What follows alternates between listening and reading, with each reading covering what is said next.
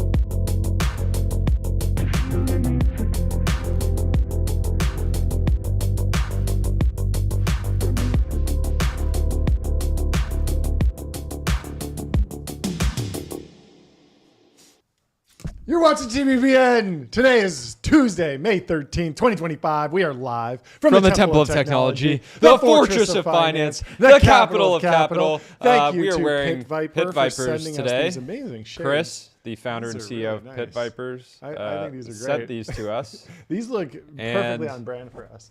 Yes, they look very on brand. They're fantastic. And I'm going to take them off because I can't see very well. Yeah, it is. a But little thank you to Chris unprofessional for to wear sending them sunglasses over. on the set. Anyway, we got a great show for you guys today, folks. We're talking Saudi Arabia. Technology has taken over Saudi Arabia. All of our hardest hitters, all of the absolute dogs of Silicon Valley have crossed the Atlantic Ocean They're and bringing are hanging out technology, to the Middle East. yes, to Riyadh. To Riyadh.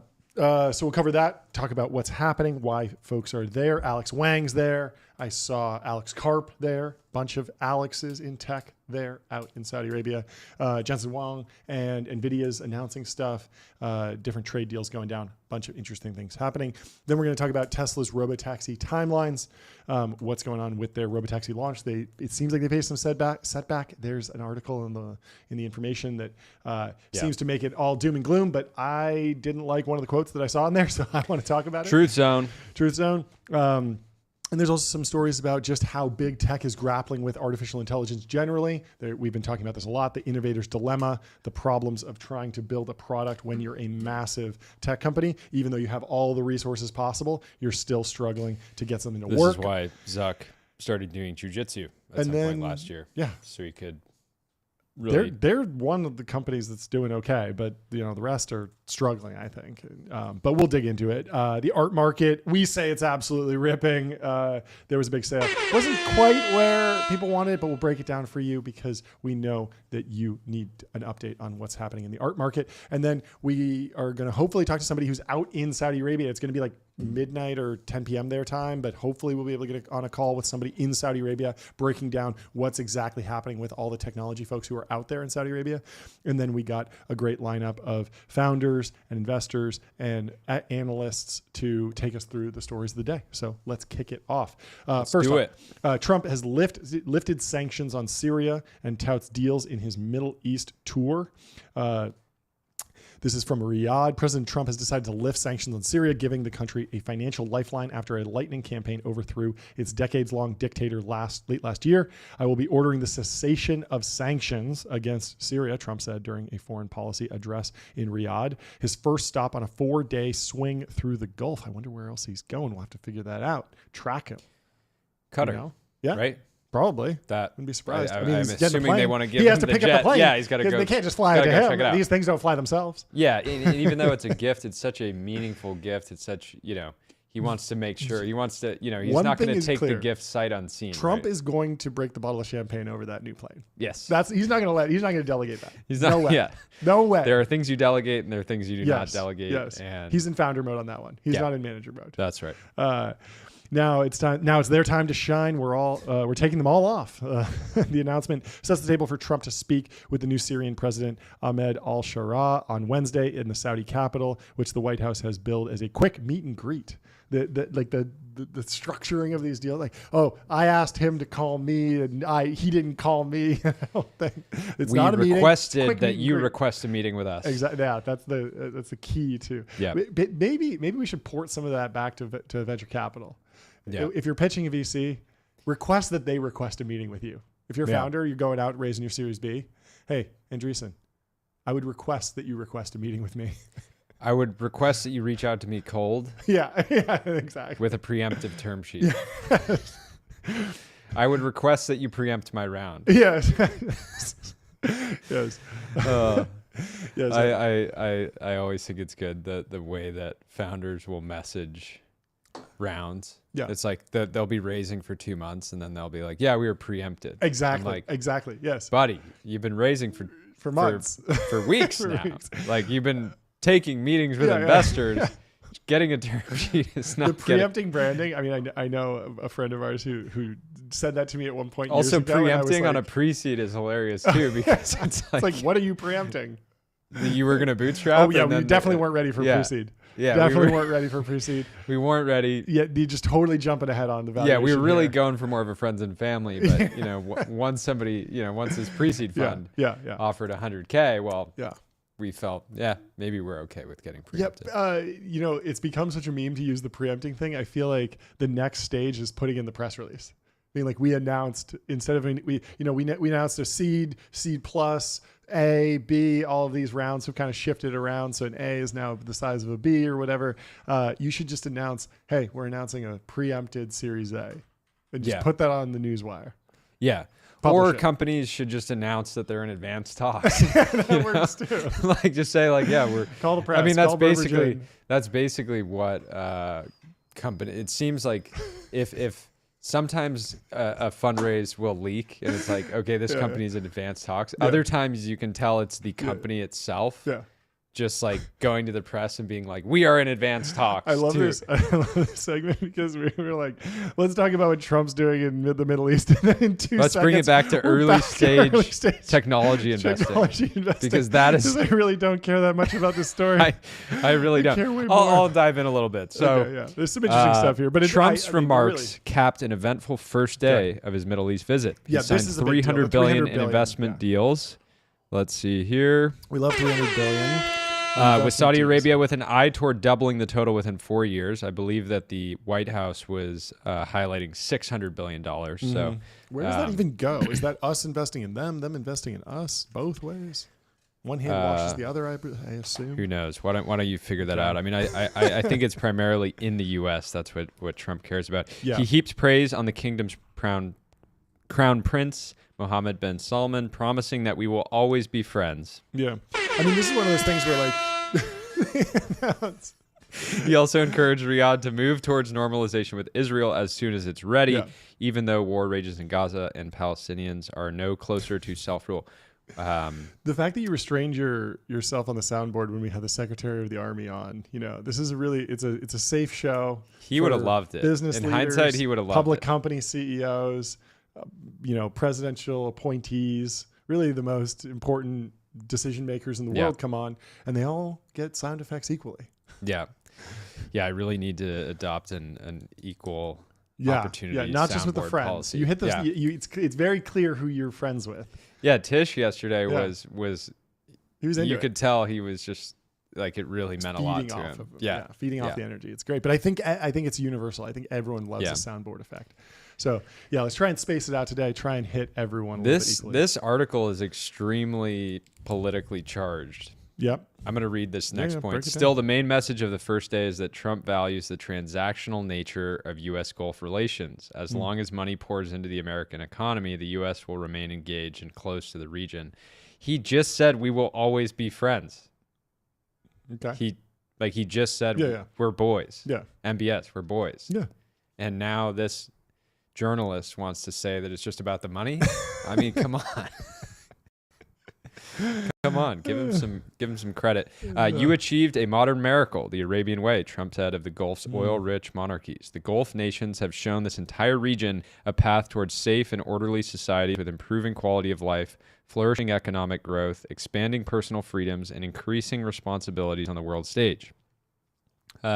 Trump's stop in Riyadh was always billed as a glitzy spectacle, but few could have predicted the warmth displayed between the two leaders and the nations they lead.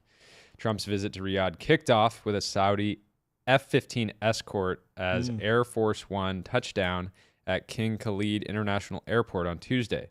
Drums boomed and horns blared as the Crown Prince, the country's de facto ruler, greeted Trump on a lavender-colored carpet rolled out beneath the American plane. They really rolled out the lavender carpet for him. There it is. Then they walked into the airport for a private ceremony lined by waving U.S. and Saudi flags to welcome the president and many of his senior officials, including Secretary of State Marco Rubio and Defense Secretary Pete Hegseth. And former Andreessen Horowitz partner, Sriram Krishnan. Made it. I hope he got a chance. He got on a the carpet. bunch of photos. He's a heavy hitter over there. It's amazing. Heavy. I love it. Very cool. And again, they clearly understand. Pageantry. They understand that Trump loves showbiz. Yep. And so the more that you can lean into that, Yep. the better the relations you'll have with the U.S. Yep. So Elon Musk is there. FIFA president Gianni Infantino is there. Trump landed in the Middle East, transformed by nearly 2 years of war, which responded with a devastating military campaign that has killed tens of thousands of people. Trying to shut it down, trying to bring peace to the Middle East. Yep. It's rough. Anyway, we should go to some of the other announcements that relate to this. So Unusual Whales has a post that U.S. and Saudi Arabia agreed to $142 billion in defense sales. You have to imagine that that's important to defense tech one way or another, although we haven't seen a lot of stories about this. Most of the stories that we've seen out of defense tech have been around Ukraine. Yep. But I was wondering if we're going to see, the story of Neros, the drone company, yep. how Soren, great name, Monroe Anderson, nominative so determinism. He went out to Ukraine. He's literally the world champion in FPV drone flying. Have you seen this? So drone racing. So he's an incredible pilot. Like you go out and you think, oh, he's going to fly the drone, and it's like the most intense whipping around a tree. He's crazy. So he went out to Ukraine and was helping train drone pilots there to use drones as weapons, basically. Comes back, builds a company around it. It's an incredible story. Raises from Sequoia. Obviously, lots of competitive dynamics with Anduril and stuff. So a lot of questions and a lot of problems they need to solve. But still, like an incredible story of like going and getting experience on the ground as a young technologist, and then going and building the exact thing that like they need, and then eventually selling it to the Ukrainians. But we haven't heard those stories as much from Saudi Arabia or the Middle East. And I was also wondering with the India-Pakistan conflict, if there was going to be a Neros type company that grows up out of India. Obviously, there's a lot of folks from India who work at Anduril or who work in defense tech or even don't even come to America but want to work in defense tech. It'd be interesting to see someone who cuts their teeth in the Indian-Pakistan conflict, then build a company out of that. And that's something I'm like tracking right now. Didn't have that much time to cut their teeth. Well, yeah, because it was very, very short. But still, I like, and America the whole time was like, we're hands off on this. Like, we're not taking sides. But if you look at the actual numbers, America has kind of taken a side in the sense that just in the last year, America has sent $5 billion worth of military equipment to India and zero to Pakistan. Yeah. And so like the numbers are pretty clear. And when I see $5 billion, I don't see, okay, like that's there's a generational company to be built right there for American Anduril for America, for India or whatever. That probably doesn't make sense. But is there someone like an entrepreneur who could go over there and get one contract done for 10 million and then take those learnings from that unique conflict, because I'm sure it's different from other conflicts, and then build a real company around that? That was something I was kind of tracking. And I've heard some folks saying like they want to build like the Anduril for India, and that'd be interesting to track, but haven't seen that actually happen yet. Anyway, back on Saudi Arabia. Saudi Arabia brought in a mobile McDonald's for President Trump on his visit. Incredible. And it's just like a portable McDonald's.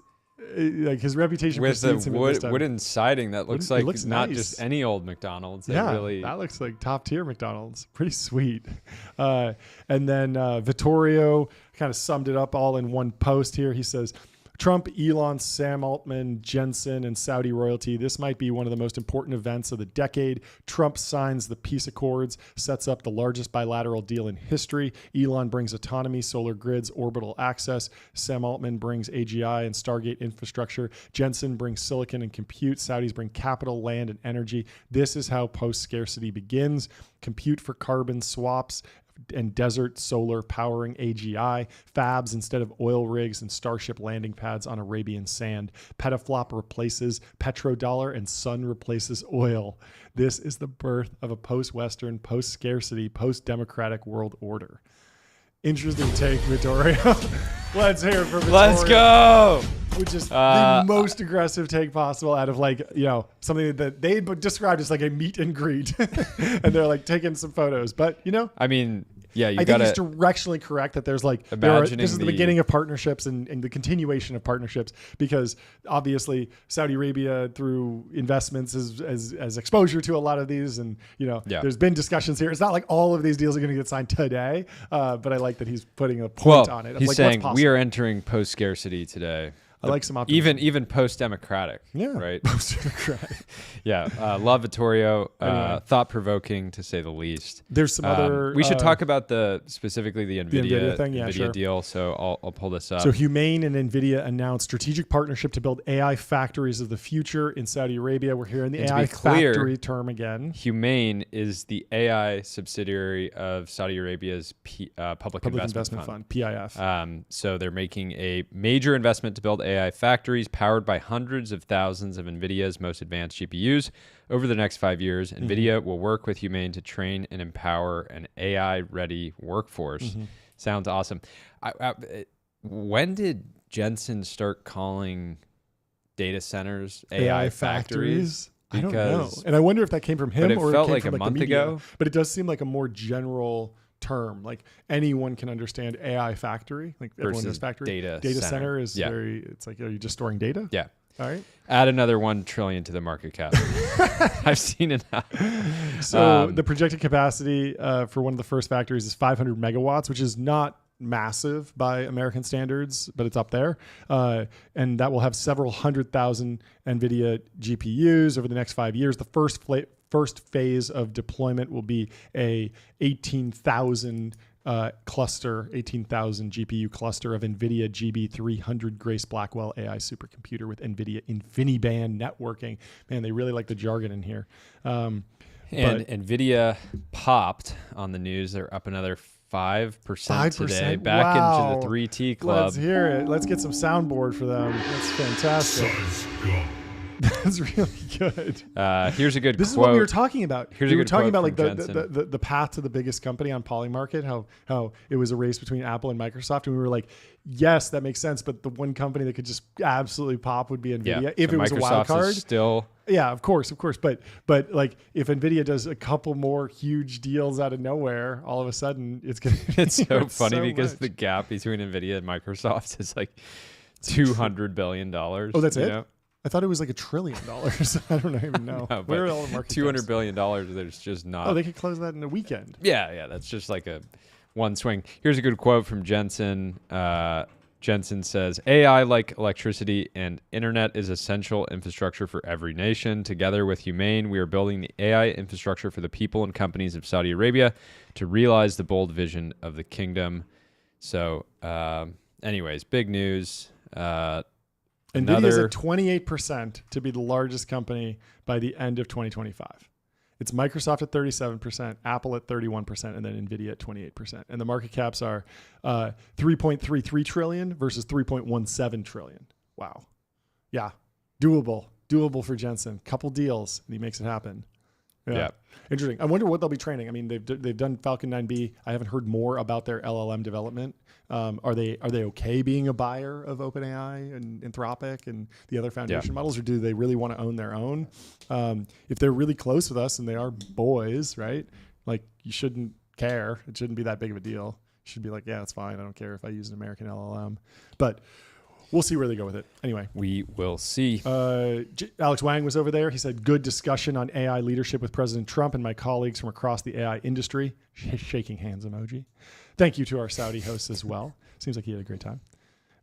And Elon Musk posted a 8-minute interview from the Saudi U.S. Investment Forum. And there were some details that came out of here. I don't know if we can play this video. Do we have audio from this? Imagine the tension between Sponsorship. Elon and Sam. Yeah. Oh, yeah, To that's celebrate a U.S.-Saudi and a Saudi-U.S. relationship that is 92 years old, about how we move from an oil-based economy to an innovation-based economy powered by wonderful technologies that definitely you're one of the pioneers in this industry. We just showed to His Royal Highness some of your Optimus robots. Yeah. And to President Trump. Yeah. Let's talk about that. Tell me about them. Yes, so we just showed several of our Tesla Optimus robots to His Highness and President Trump, and I think they were very impressed. In fact, one of our robots did the Trump dance, which I thought was pretty cool. The YMCA, yeah? Yeah, to YMCA. So yeah, our robots can dance, they can walk around, they can interact. I think we're headed to a radically different world. I think a good world, an interesting world. My prediction actually for humanoid robots is that ultimately there will be tens of billions. I think everyone will want to have their personal robot.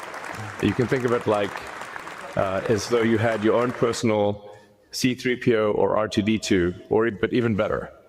Then who wouldn't want to have their own personal C-3PO or R2-D2? That would be pretty great. I also think it unlocks an immense amount of economic potential, because when you think about what is the output of an economy, it is productivity per capita times population or capita. Once you have humanoid robots, the actual economic output potential is tremendous. It's really unlimited. Potentially, we could have an economy 10 times the size of the current global economy, where no one wants for anything. Sometimes in AI they talk about I'm adding the universal sound basic effects. income. Jordy is adding the sound I think it's effects, actually going to be universal. No one's clapping high in the income. actual audience. Yeah, it was kind of low energy. Come on, Yeah. guys. Where's your All right, soundboard? I was falling asleep. Saudi U.S. Investment Forum, stepping up, guys. Anyway, we very should stay cool, on. We should stay on Elon and talk about the Tesla What would- Robotaxi stuff. But Should any other Tesla things? get credit for those tens of billions of humanoid sales today? Because I don't think that's priced into the stock. It's the not. market is not It's not. quite pricing it. It's Well, priced there's- into figure, Well, right? yeah, At yeah, 38 yeah. billion, you Yeah. got to think Yep. that figure's priced in. For sure.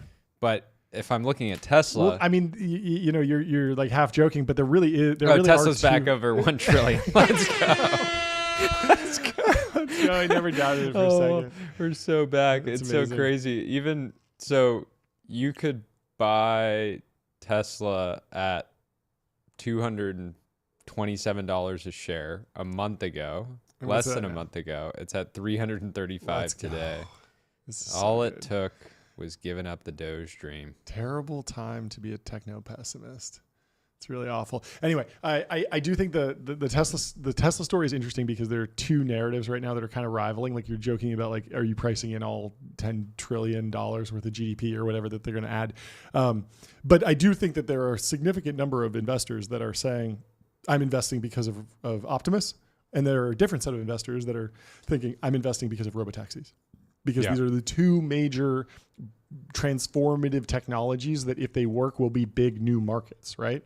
And Tesla's working on both of them, but there's questions internally about timelines on each of them.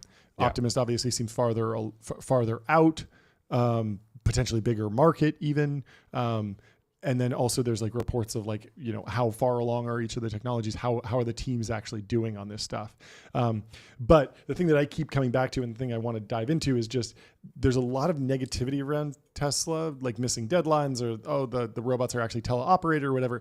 But I think it's always useful to step back and benchmark against what else is happening in the market, because like the idea of a robot that dances is not science fiction. Like we've seen it with Boston Dynamics, we've seen it with Unitree, and it seems like the question is not, can Elon build a robot that dances that's as good as Unitree or as good as Boston Dynamics? Like that seems like pretty commoditized right now. He should be able to do that. The question is, can he dominate the category and really scale up production to a point where the economic flywheel works, it's profitable, and the products are so much better that they're winning.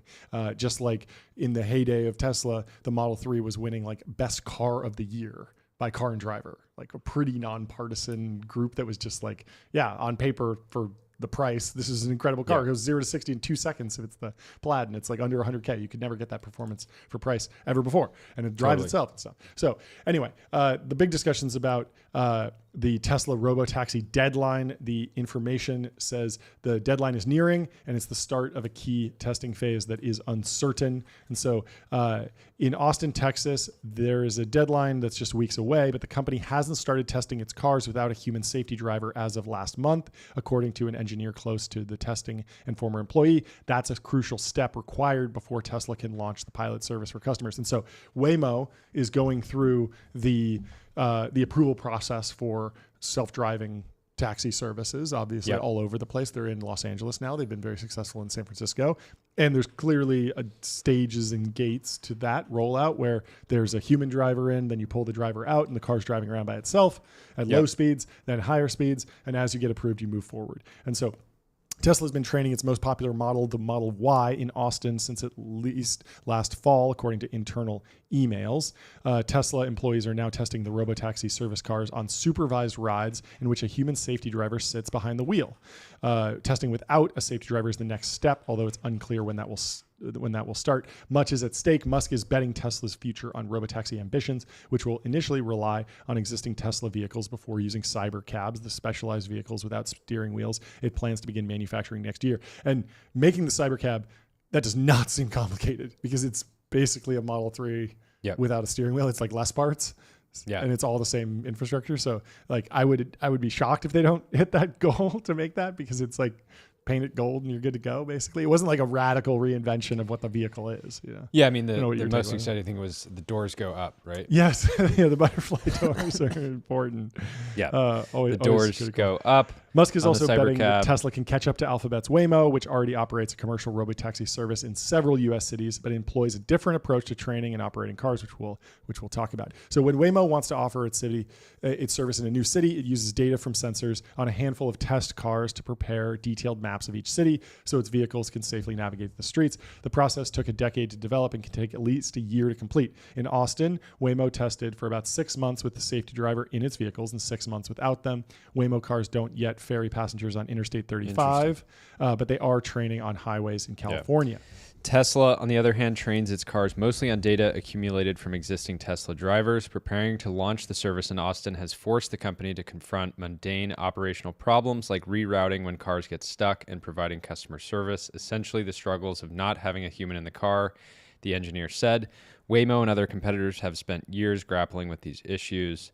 Musk told investors this month the launch in Austin could include as few as 10 Model Y vehicles. The company is looking to hire a team of people to work remotely, using virtual reality headsets to supervise the cars when they encounter problems. So this is teleoperation, very normal and also used in Waymos. This is the George Hotz contention. It's never been confirmed, but he said Waymos don't work when the cell phone towers go down. So you know that they're connected to the internet and you know that people are watching them. But the VR headset thing is interesting because I haven't seen that as necessary. I always thought that when you had a teleoperation team working on self-driving cars, what you'd see is somebody at a big screen or series of screens, and they would be looking at maybe 4 cars simultaneously, and it would have kind of like green, yellow, red. And if it's green, it's just cruising down a clear day on an empty street, no problem. But then it sees a cone that it doesn't understand. It goes yellow, and you can kind of look at it. And then red is, I'm really confused. I'm stopping the car.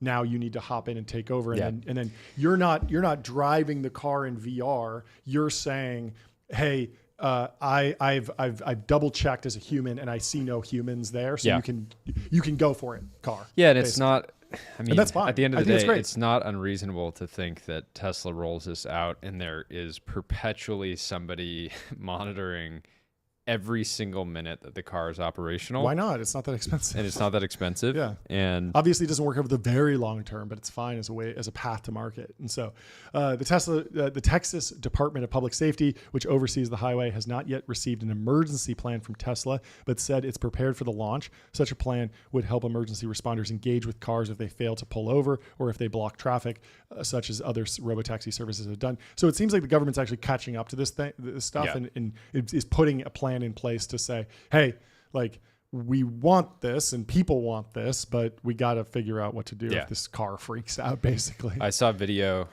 somewhat unrelated, but I saw a video of somebody figured out how to trap a Waymo. A Waymo was using... I thought you just put a cone on it and it stops.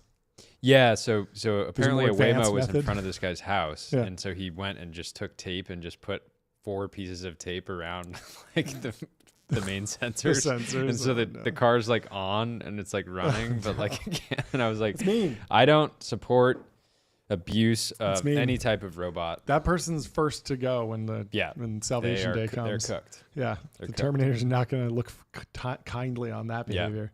Anyway, Anyway, I respect robots. Full self-driving could take over most of city driving on city streets. FSD launched to the public in 2022. By last year, more than 2.4 million cars were using it. That's a lot of data. Several autonomy researchers and engineers said Musk's confidence in Tesla's ability to quickly expand its autonomous vehicles to new markets fails to account for the logistics needed to operate ride-hailing fleets at scale. Yeah, whether they're driven by a human or a computer, it also glosses over some of the regional differences, such as traffic light and lane design, that have slowed other companies as they try to scale. And this is the key thing we'll go into, but this is like the really, really important. This is a very, very important underlying strategy to the way Tesla is approaching this versus Waymo. So Tesla receives video clips from an array of cameras mounted around its cars and processes them at a cluster of supercomputers, which it calls Dojo. A primary goal is reducing the frequency with which a human has to intervene in the car's driving. This was called on-policy learning versus off-policy learning. And so the car's driving itself, whenever the human interacts to take the steering wheel or apply the brakes, that's sent as a negative reward to the neural network to say, hey, whatever you did there, that was wrong. The human didn't like it. And so go back and do more of the driving where the human isn't taking over. And you get a lot of data on that. You build a big transformer network, and eventually you get a very strong machine learning model, essentially. So the computer systems handling the data learn differently from humans and sometimes stumble over issues that would be obvious to people. The engineer said, like, this is obvious. We've seen this with hallucinations with LLMs. The development has at times relied on feedback from Musk and from YouTubers driving the semi-autonomous modes who map out parts of the roads in San Francisco and Florida where the cars struggle. The Tesla Soul... This is citizen journalism. AI. Yeah, I guess. Training. Tesla's sole reliance on cameras rather than laser and radar-based systems in Waymo means its autonomous approach is more prone to mistakes, critics say. Cameras only is not enough and likely will never be enough, says Seaton Mersili, the co-founder of the autonomous trucking and logistics companies Locomation and Atlas Robotics. Tesla's approach doesn't work, period, said Missy Cummings, an autonomous vehicle researcher at George Mason University. Computer vision is simply not enough for this task. And I completely disagree with that. Betting against Elon Musk. It's not just that, it's betting against the way humans do driving. Like, humans don't have LiDAR. We just have vision and we drive fine. And so I've never bought this argument, this line of reasoning that you definitely need something more advanced than just a camera, because humans are able to drive. 18-year-olds can drive. 16-year-olds can drive. And yes, you obviously need to create something that's, human level intelligence and very, very capable, and you need a huge amount of data. But there's nothing like this is such a refutation of the director of the Mason Autonomy and Robotics Center. Yeah, and I understand where she's coming from. She was a naval pilot in the 80s. Yeah, I mean, I understand where she's coming from in the sense that, like, right now, LiDAR and radar-based systems and GPS-based systems are seeing better results right now. But to just throw out the bitter lesson and disrespect scale is all you need is a really, really tall order that's been wrong many, many times. Yeah. And so it's a very risky position to be in. And I don't think it'll pay off well. And the whole theory of scaling laws and the ideas that you want to just get a whole bunch of data and crunch it down into a huge transformer, essentially, has proven correct many times. And it also puts you on a different path to scaling, because if you have a system that's more hand coded, more customized based on the particular locale, every time you go into a new city, you need a new team to spin up new records and scan and whatnot and do all these things. Yeah, and her broad point is that laser-based LiDAR systems also make errors like computer vision is making today. Yeah. But it's just that layer of redundancy that allows you to avoid mistakes that pure computer vision systems are making today. It's just a very strong statement to say camera only will never be enough. Yeah. Because it's literally enough right now in a human. And so I just don't buy this line at all. I just think the timeline to actually scale this up is long. It's going to take a long time. But the idea that you will never be able to operate a car safely with just camera is ridiculous to me anyway. Her analysis last year of Waymo, Cruise, and Zoox and other testers found that computer vision systems are very brittle and likely play an outsized role in crashes, in part because they miss obstacles and can hallucinate imaginary obstacles that don't exist. This is what I was saying. Yeah. If you add that LiDAR system, you can add redundancy. And so it's just another effectively, check on the pure computer vision approach. It's difficult to gauge safety of either approach because Waymo's deployments are still limited to specific cities, and Tesla's system is not yet fully autonomous. Federal regulators are examining how Tesla cars handle relatively common traffic occurrences such as sun glare, fog, and airborne dust, which is legitimate. Musk has countered doubters by saying that humans manage to drive with only their eyes. Got him. But acknowledged last month that Tesla's Robotaxi services won't work in snow, prompting some followers online to offer to help train Tesla by driving more in poor conditions. They're just like, I will do it. I volunteer for you. as tribute. Volunteer, Musk. Musk also said it's been difficult to train on enough incidents to make sure the cars can handle them safely, because if the Teslas don't get into a lot of crashes, there's not a lot of data there. If Elon can add the Tesla camera system to a Lamborghini Sturado, that'd be great. I'm happy to put 5,000 miles on it. In harsh winter conditions. At this point, summer's approaching, probably need to take it down to Australia, but doing, a road trip through, the Australian winter sounds great, actually. Yeah. I mean, this also ignores simulation learning and transfer learning, which is obviously something Tesla's invested in a ton and has a very proven track record. There was a researcher from NVIDIA at Sequoia's AI Ascent talking about transfer learning and how they're using generative AI to generate essentially video from the simulated data. So they'll create a physics simulation, basically a video game of a robot picking up an orange or something like that. That's a physics simulation. Then they'll create a ton of variation in the different physics properties to try and inject a lot of noise into the system, basically. But then they'll use generative AI to convert that into video feeds that then they can feed back into the system to train on.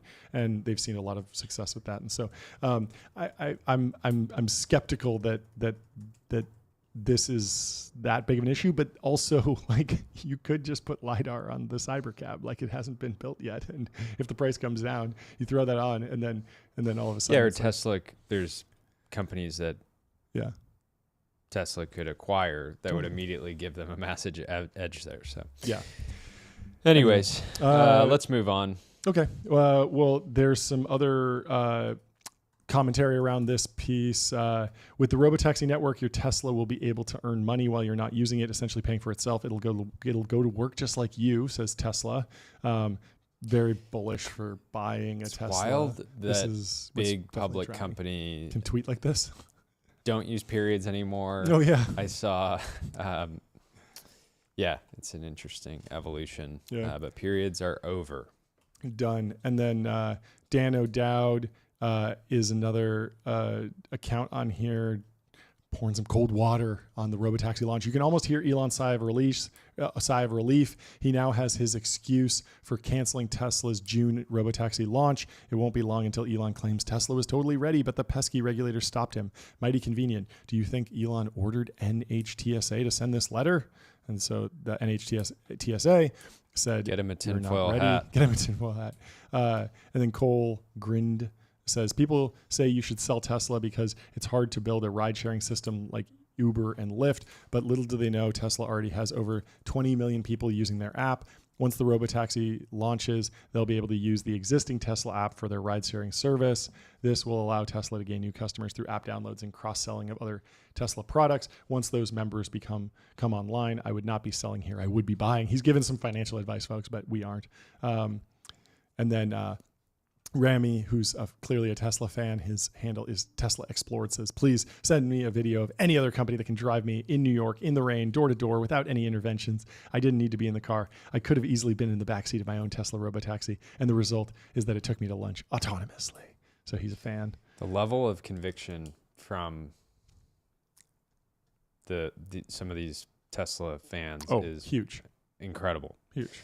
It's similar to the level of conviction it's even beyond our little corner of tech, right? Oh, it's yeah, an entirely new level. But I mean, we see this with other companies. Like we see this with like ramp fans. Like they go crazy. Totally. There's all those YouTubers and like, people there's saying people that with they like would defend Eric ramp Lyman with their life. Exactly. Yeah, it happens a lay down lot their because life. like I mean they know that time is money and they want to save both. And so they create whole YouTube channels all around just easy to use corporate cards, bill payments, accounting, a whole lot more all in one place. They're just obsessed. It's crazy. Seeing people get time as money, save both. Lots of tattoos, lots of ramp tattoos out there for sure.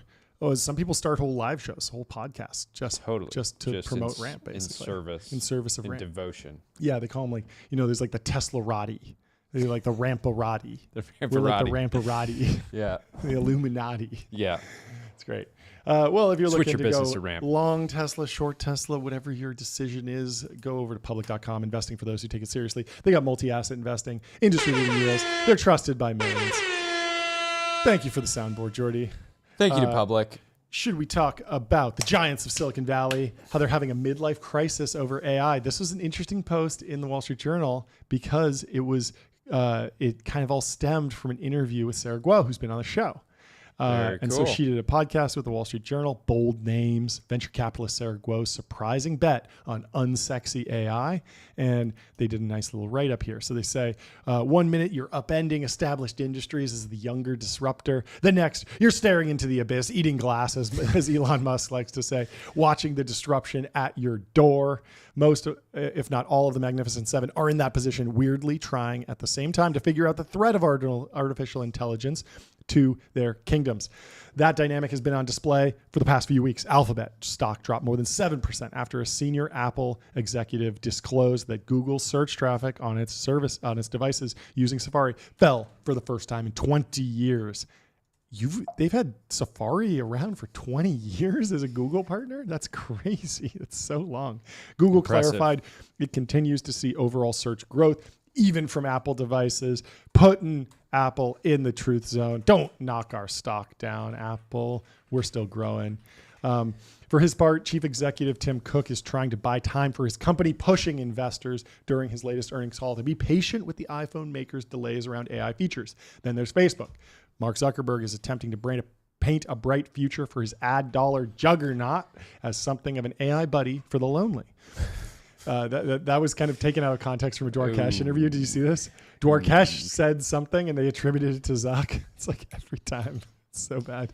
Anyway, You're even lonely. Musk, How about an AI buddy? Even Musk seems to be sweating things as he returns from his Doge sojourn to Tesla, seeking to counter a slide in the electric car maker's stock price with promises of deploying driverless cars. We're not on the edge of death. Not even close, Musk told analysts recently. We love to hear it, and we saw it in the stock. Over $1 trillion now. Not bad.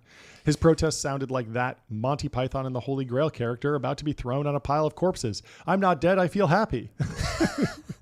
To be fair, none of these giants are dead yet, and they have lots of reasons to feel happy. They are wildly profitable pillars of corporate America, which we love to hear. For corporate America. And together, they represent around $7 trillion in market value. Yet the crossroads they all stand at collectively and how they react individually look like ready-made case studies for 21st century update to the classic business school book, The Innovator's Dilemma. On the Tesla note, yep. people that were shorting Tesla over the last couple months, right? Sales of the cars have been abysmal. Literally every market is down like double digits. It's like so bad, just getting crushed by every other EV manufacturer. They're having to sell cars clearly at blackpilling. No blackpilling. No blackpilling. I just have to, this is why I'd never be a short seller, because you could have looked at all the data for Tesla and said, where's the bottom here? Yeah, I mean, it's like, why is Tesla, and it's like Elon Musk. Betting against. Never bet against him. It's okay not to invest with him, but betting against him, that is it's rough, dangerous. And again, it's like, are these, this is what we keep going back to with like the Trump tariff things and stuff. It's like, are these things stuff he can roll back? Yeah. Like, okay, so what's going wrong with Tesla in this theoretical bad scenario? Well, like Elon's not spending enough time there, right? He's spending too much time at Doge. Well, can he quit his job at Doge and go back to be CEO of Tesla? Yeah. Like, yes, okay. And is that what he did? Yes. And then that's worth about $350 billion. Yeah. It's like, somewhere like the LiDAR isn't working. Like, could he add LiDAR to his cars? Like, yeah. Sure. Like, could he map every city? Yes. Could he, there's like all these things that people are like, oh, he'll never, he's not doing this. It's impossible. It's like, politically, he's too right wing. Like, well, could he come out and endorse Gavin Newsom? Like, could he live out? He could. Could he live out? He could. Yeah. He could. Like anything's possible. It's never too late.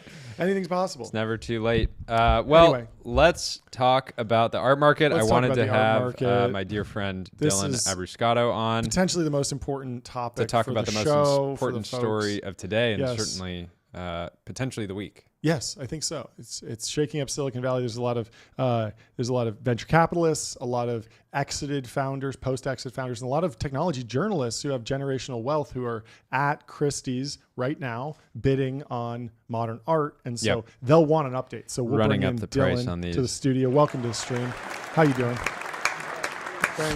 Thank you for joining, Dylan. Dylan, it's great to have you on the show finally. Long overdue. You've given us a lot of first-time caller. A lot of great pointers. But anyways, we were going to cover this story, so thank you for being able to hop on short notice. Do you want to give a quick intro, and then we'll dive into the story, just so people have some context? Yeah, sure. I'm Dylan, founder of Crypto the Game, which is an interactive crypto survival game. Think HQ Trivia, where I worked for the Rise and Fall meets Survivor or Squid Game or Hunger Games. We've had a couple of viral seasons. And before that, I was Jordy's head of marketing over at Party Round and Capital. So we go way back. Way back. Good to be here. Way back. Awesome. Why don't you give some context on your background as an amateur but successful art collector as well? I've kind of always been an obsessive collector of things. Growing up, I collected Beanie Babies, Pokemon cards, baseball cards, sports memorabilia, always collecting. Fast forward to, I don't know, probably like 2017, 2018, my wife and I moved into our first apartment together, had very sterile white walls, and decided that I guess like collecting art would be a good way to kind of scratch that itch of collecting and be something that we could do together. So kind of just started as something we could do together. I kind of browsed Instagram. Back then there was like a much more intuitive kind of like explore tab. You were surfaced kind of like art if you followed artists, and pretty much just cold DM this artist, also coincidentally named Jordy Kerwick, whose art immediately spoke to me. Sent him a DM. He didn't have any gallery representation. He made, buying a piece and commissioning a painting as easy as like texting with a friend.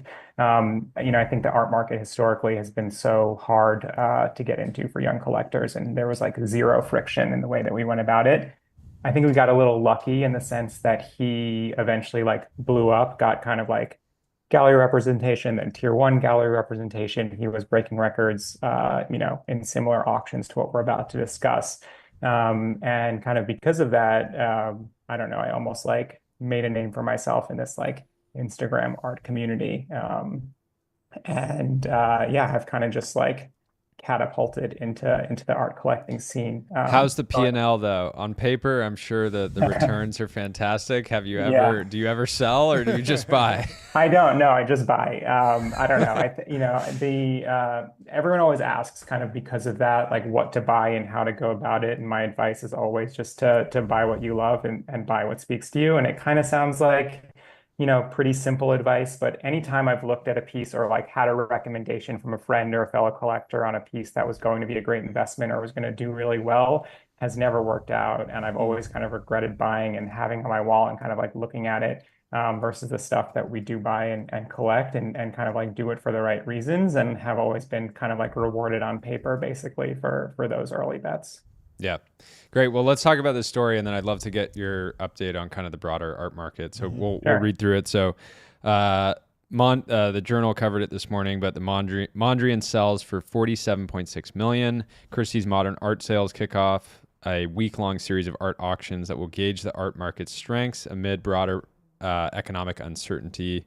People are wondering, will art values soar or flop, or in general, what the liquidity will be like. So this was at the kind of low end of the estimate. The 1922 work composition with large red, plain, bluish gray, yellow, black, and blue was expected by Christie's to sell for between 40 million and 50 million, but only one bidder emerged, and it sold quickly for $41 million or 47.6 with the auction house's fees. The work still ranks as the third highest price ever paid for the artist, but the record remains $51 million paid 3 years ago for Mondrian's composition number 2.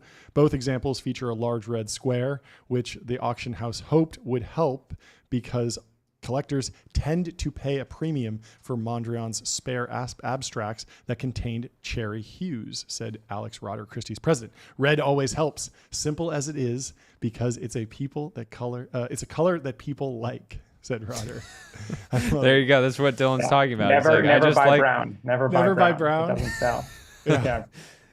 It's also particularly small. It's only about like 2 feet by 2 feet or something. And so I saw on X, Bornosaur, an NFT profile picture, says this tiny Mondrian just sold for $47.5 million last night without anyone batting an eye. And yet people think AAA natively digital grails are overpriced at 2 to 3 million, much, much higher. Kind of saying, hey, maybe we should pump the market of the Bored Apes. Let's get Bored Apes in the conversation. Yeah, let's get it back in the conversation. Anyways, were you surprised at how this got priced, Dylan? Were you following it at all, or what? Yeah, I mean, there's a lot of uncertainty in the overall economy, right? So, I mean, you would expect that like art kind of oscillates, but yeah, I mean, do you follow this, or like how do you even track the overall art market these days? Yeah, I mean, it is so similar to, venture investing. I know you kind of joked about it at the top, but especially when you look at emerging markets, and if you buy from their studio in the same way that I did with Jordy Kerwick, it's basically getting into a friend and family round, at least with kind of like living artists and artists that still have gallery representation. If they do basically sign with an up and coming gallery, that's the equivalent of a seed round. And then by the time they do get that kind of like tier 1 Gagosian level representation is the equivalent to an Andreessen or a tier 1 fund, like backing them in like a growth stage round. I think you referenced that kind of like Mondrian record that was set 3 years ago. There were emerging artists, everyone basically like at the time of ZERP, like everything was going crazy. And we saw that both in, basically across every single market, art notwithstanding. So I think the way that I personally judge it is basically just off of the information that I receive. In 2021, 2022, I was reaching out to galleries kind of cold and being told that there were wait lists and the deal flow was basically like very, very hard to come by. Fast forward to, a few years from then, galleries were kind of like reaching out to me, hey, I know you were initially interested in this artist a few years ago. Here's all of this work that's available and willing to offer discounts. And that immediately signals to me that, times aren't good for galleries. But I do think that the best way of predicting like how these auctions are going to go are based on basically how New York Art Week goes. And that was this past week, which was kind of headlined by Frieze, but they also had TEFAF as well as NADA, which is kind of like the more emerging art fair. And from what I can tell from everyone that I've spoken to, that was kind of like on the ground. It was a much more optimistic New York Art Week than years past. Gagosian sold a $3 million sculpture on the floor. They sold out, tons of booths that were sold out kind of like on day one. Love to hear it. I love a $3 million sculpture selling on day one. That's great news. Yeah, so I think like that usually sets the tone for how these kind of like auctions go. There's been a ton of buzz around the Bass House. I'm not sure if you guys are familiar with the Bass House, but it was a commissioned we both are, but can you explain it for the fans who might not be? Sure. Yeah. It's an architecturally significant home in Texas that these two kind of like well-known collectors commissioned a very famous architect to design this mid-century modern house in Texas, specifically designed to house their collection of Rothkos and Warhols and, pretty much every big name. And they are auctioning off the collection, which everyone is in our market is very surprised by because you would think you commission this home to specifically house this collection. It should eventually become a museum. And I think that kind of like bodes well for what they think and what a lot of people think is going to be a lot of liquidity kind of like heading into these auctions. Having said all of that, I would say if we had this conversation like a week or two ago, I think it would be a lot more pessimistic or concerned. But given the very like recent kind of like positive news and kind of like market turnaround, I think there's some buzz kind of heading into tonight. I have a follow-up question. I mean, the size seems significant. I feel like there's probably a sweet spot for the scale of a particular. You mentioned that sculpture. We're recording not too far from the Broad. You walk in, there's this massive Jeff Koons balloon animal. I walked in when I was in New York once. I walked into Jordan Wolfson.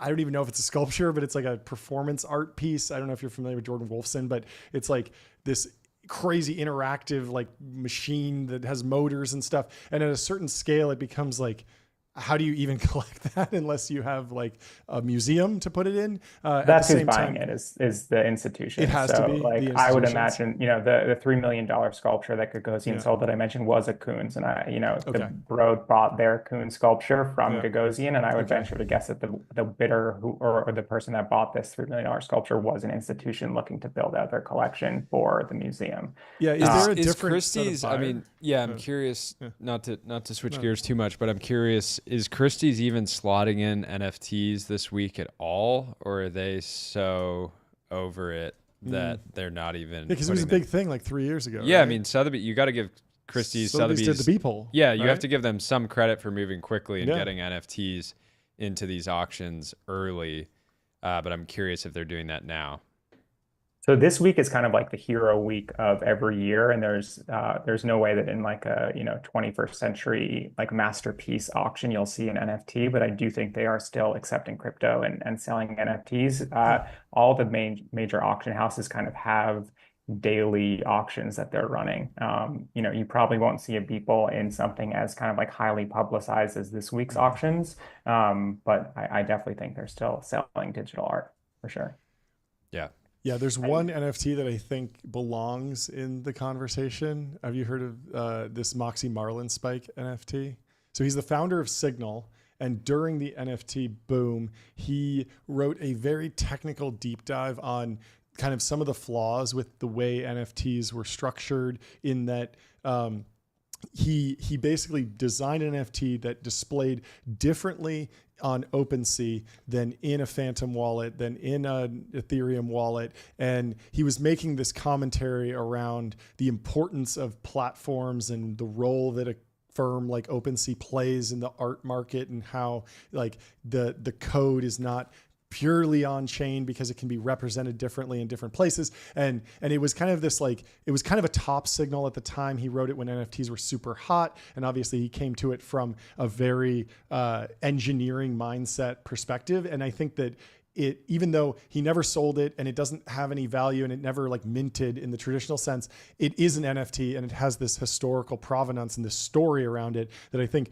as we look back on the NFT boom, we could remember that particular story as an interesting commentary on the entire industry that could actually drive the value up. So I was considering buying it from him for a while, but I didn't have the guts to throw out an actual price.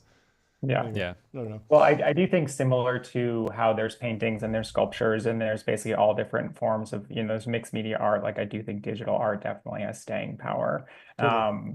Probably just like in the more experimental guys that you were talking about. And then just to quickly touch on like size as being a blocker. Sure. I think once you're talking about these like, 8-9 figure pieces, it's almost always someone that can house or store either in their museum or in their home, like a massive piece.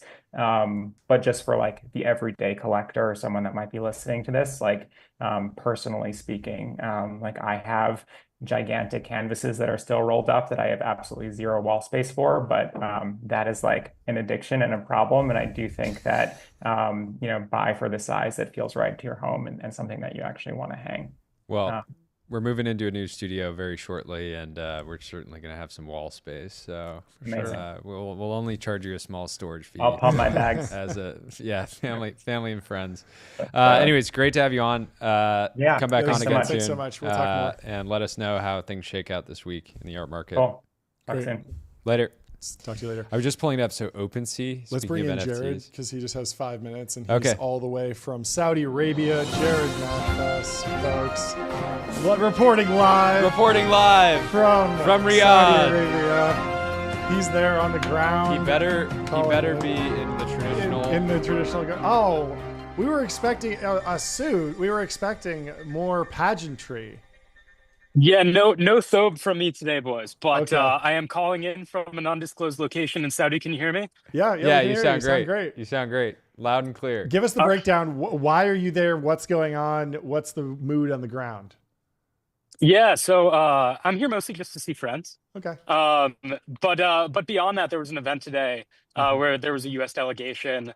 President Trump was there. The Crown Prince Mohammed bin Salman was obviously there, and a slew of top tech leaders from the U.S. also came. So we had Jensen Huang, Elon Musk, et cetera, et cetera. All the big names. You can look them up online. Yep. Can we hear? Yeah, and Madfes. In terms of the big headlines, look, you guys can look them up. The big ones are 600 million in new committed capital. Billion. 600 billion in 600 billion new committed capital. But I don't want to talk about that at all. What is the most interesting thing from today is the fact that sanctions on Syria have finally been lifted. Now, I know between the three of us, every time we get together, it's like, when are we finally going to be able to enter the Syrian market? Well, boys, that day is today. That's today. All right? So, it's this today. is the day everybody's been waiting for. We should start distributing the show there for sure. Yeah. No, 100%. A lot of people don't realize, look, Syria, after the civil war started in 2011, our companies have just not really been able to serve customers there. So the Syrians don't really know the joy of US big tech yet. And, they missed the whole Web 2.0 mobile development. So most of the groups that are servicing them are from the Chinese sphere versus the American sphere. And I am beyond excited for the new crop of talented founders that are going to descend on the Syrian country to spread them the joys of American big tech. So, if anyone is watching and is going to be launching any number of companies in Syria, my DMs are open. I could not be more excited. Very cool. Wow. 23 million people in Syria. Go get them. Future customers. 23 million people. They've had double-digit inflation for like the past decade, which means that they are a prime market for stablecoin adoption. So every stablecoin neobank needs to be descending into Syria and seeing how quickly they can dollarize the entire country. If anybody is using the Syrian pound in 5 years instead of US dollars on blockchains, we have just massively screwed up as an industry. So please request for startups. We are looking to fund. That's very cool. What about artificial intelligence? NVIDIA launched some stuff. Have you been hearing any rumblings about AI stuff going on? Yeah, look, the fact that Jensen was here today on the main stage shows that we are likely softening some of the restrictions on being able to export GPUs to the kingdom and other parts of the Middle East. I might have the numbers off, but I think there was an announcement that like a purchase order of 18,000 GPUs has just been approved for the kingdom.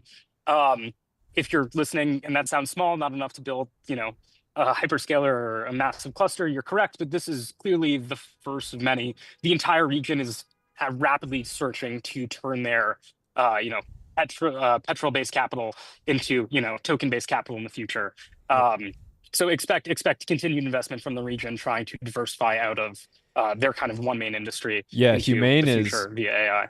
Just for extra context, so Humane, the AI subsidiary of the PIF, is going to be purchasing hundreds of thousands of advanced GPUs over the next 5 years. So starting with, I think, the number that you said, 18,000 and scaling. Yeah, and the first plant is, I think, 0.5 gigawatt, right? Something like that. What's your take on why do you Half think term? that we started calling data centers AI factories? Do you have a take there? Does it just sound cooler? Yeah, it lowers your cost of capital. Yeah. And that's the most important thing that anybody can be focused on at any given point. Yeah, what is the word on energy? Obviously, with AI training, it makes so much sense to put big data centers there. But at the same time, they're trying to get away from hey, we have a whole ton of free energy because we have so much oil. There's also a lot of sunlight, so maybe there's solar in the future. What are the hot energy sectors that people are looking at? Yeah, so a lot of people are, with regard to energy, talking about a potential nuclear deal.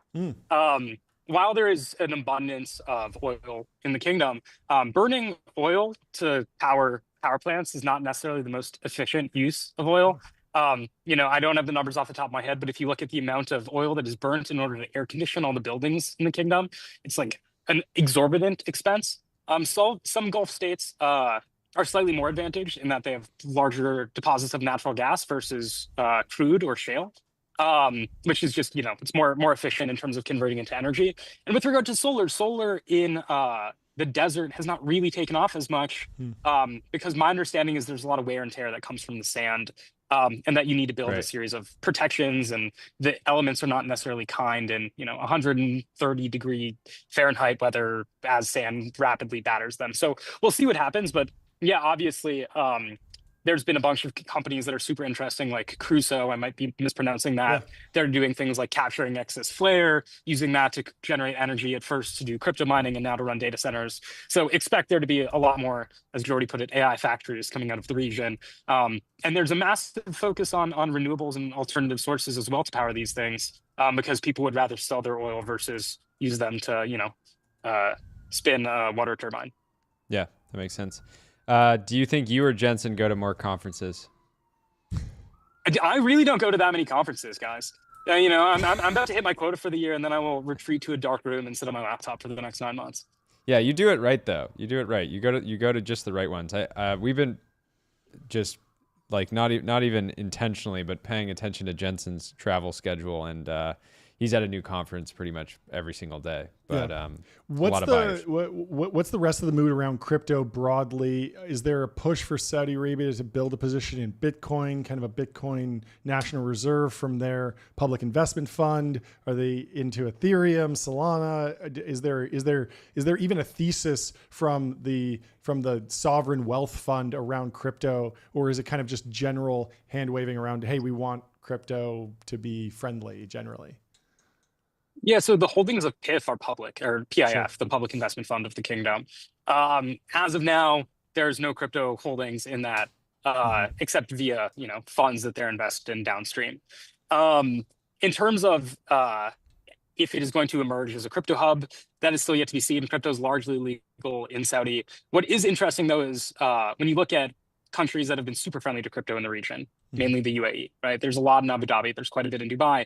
The customers that they tend to cater are not born Emiratis, right? The number of Emirati citizens that necessarily will make use of crypto products in terms of giving them access to banking is fairly low, right? These are nations that are mostly staffed by immigrants, expats that are choosing to live there. But when you look at Saudi, even though crypto is legal here, there are some studies that show that in terms of Gulf region, it has the highest penetration from a individual user adoption space, just how many individuals are holding the coins. So I think that as the regulatory framework fleshes out a little bit, and as more and more voices inside of the Ministry of Finance and the central bank here grow louder, we should expect to see a softening of the rules. And then the end state of that is probably a pretty robust environment, specifically in the kingdom. But remember, the people that can benefit from crypto the most are regions that have, high levels of inflation, low levels of banking, highly mobile first in terms of, payment infrastructure and things like that. And that doesn't necessarily describe all the Gulf states the best. So, jury's still out on how much and how quickly penetration will come outside of just like investment speculation, which of course you hear rumors about tons of family offices here building massive positions, but it's just very hard to validate that. Yeah, with the new 300 billion, 600 billion investment, is that one of those things where the investment was already going to happen and they're tagging it for this press release, or what is the structure? Is there any clarity on like the structure of that deal? Is that just investment dollars flowing into American investment funds or specific buying of American goods? Do you have any clarity on what we're going to expect here? I haven't really broken it down yet, but Sure. I think the right way to think about it is it's going to be a lot of infrastructure investments and a lot of purchasing of American goods. Sure. Right. So when Jordy's talking about the hundreds of thousands of GPUs that are going to be acquired, that's the pool of capital that where that's going to be coming from. Yep. But no, I mean they specified they want to invest in energy infrastructure, they want to invest Sure. in data centers, they want to invest in ports Yeah. and just anything. So I mean, it could even be like more oil rigs in the short term as they they're moving away from oil, but they're obviously still producing a lot of it, and American companies have kind of a dominant position in the oil and gas infrastructure market, so they might be buying for that. Totally. So we'll see. Also, part of that is a massive defense spending bill or a defense spending agreement. I think it was 143 billion that they committed. And, just socially talking with some of the people from the Ministry of Defense that you ran into at the conference, they were like, oh my God, have you heard of this company called Saronic? Have you heard of this company called Anduril? They're really gung-ho on some of the non-prime upstarts coming out of the States.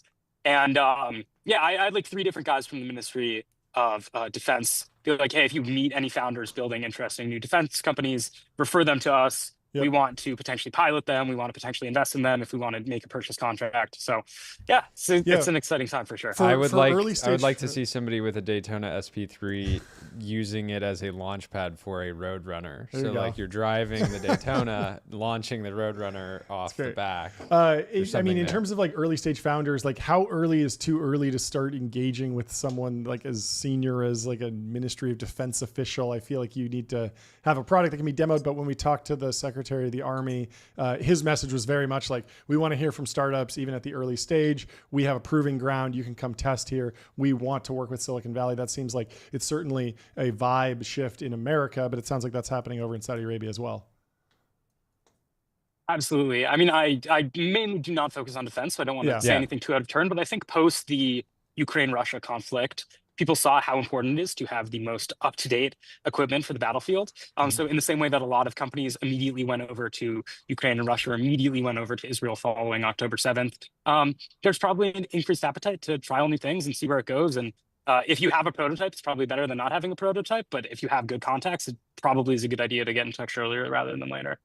Yeah, I think oftentimes the conversations start, but no purchase activity can actually happen until the U.S. has actually basically approved it and said, this works, we'll buy it. Now you can export it to allies. But anyways, we don't need to get into ITAR stuff. What's the mood around the trade war generally? It feels like we're almost in like post-trade war discourse. It's a distant memory at this point after Sunday and Monday. But are people still thinking about tariffs, or has the conversation just completely moved on? Yeah, the day opened with tariff conversations. So Scott Bessent started the day. And it was very calming. He got up, he talked about the negotiations with his Chinese counterparties. He made some very interesting points around how while President Trump and Xi had a very strong relationship, some of the people more junior in the CCP perhaps did not share his warm feelings towards our president. So he mentioned that a lot of the talks in Switzerland were about showcasing and building favor with some of the, second and tertiary level folks within the Chinese government, and came out and was very much, we don't want to trigger an embargo on Chinese goods. We don't want to trigger a double embargo. So the tariff rates came down and talked about a number of other countries he's going to negotiate with. And it was very much a non-escalatory tone. And I don't think it's a surprise at all that the U.S. delegation chose to start the day out that way. So no, tariffs weren't really talked about after that because Besson kind of kept everybody at ease. We'll see how much that remains and if we continue to lay off and have more 90-day reprieves and more agreements negotiated, or if tomorrow things ramp back up again. But for now, I think people were pretty calm. Very cool. Thank you so much for taking the time. I know Super it's insightful. late there, very clearly. And thank you for just throwing on the suit just to pop on. Yeah, just for us. Yeah, thanks for throwing on Every the suit. time. Every time. Great to see you, We'll Jared. talk to you soon. See ya. Let me tell you about Linear. Linear is a purpose-built tool for planning and building products. Let me get some soundboard, Jordy. Meet the system for modern software development, streamline issues, projects, and product roadmaps. It is the standard for product development. Yeah. It is the backbone of the global economy. Of the global economy. Of the global economy. Many people are calling, just considering that big tech is, this really goes on for a long still time. going on. Well, we got thank you to Sam Linear for D'Amico supporting from Impulse the show. Labs coming in the studios. He's talking about stoves, but also trade tariffs, manufacturing. I want to ask him about what it takes to build a BYD in America. And I want to know the history of BYD, what he's learning from that company. And I also want to get him to sign up for Numeral because I want him to put his sales tax on autopilot. I want him to spend less than 5 minutes per month on sales tax compliance. But Sam, welcome to the studio. How are you doing, Sam? Hopefully we have you here. Welcome. Sam. Welcome. It's great to have you. Good to have you here. How'd you sleep last night? Better than you have for the last few weeks? Yeah, it was pretty good. I think I got the notification at like midnight on like, was it Sunday night or something like that? And I was like, oh, sweet. I didn't expect that, but I did. And that's why I didn't panic.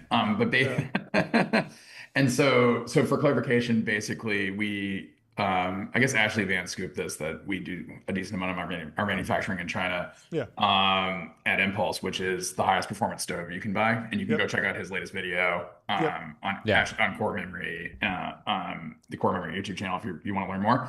But the fun part about that is we probably spent a couple of weeks being like, hey, do we have to pay this 145% tariff on a bunch of the stuff we build?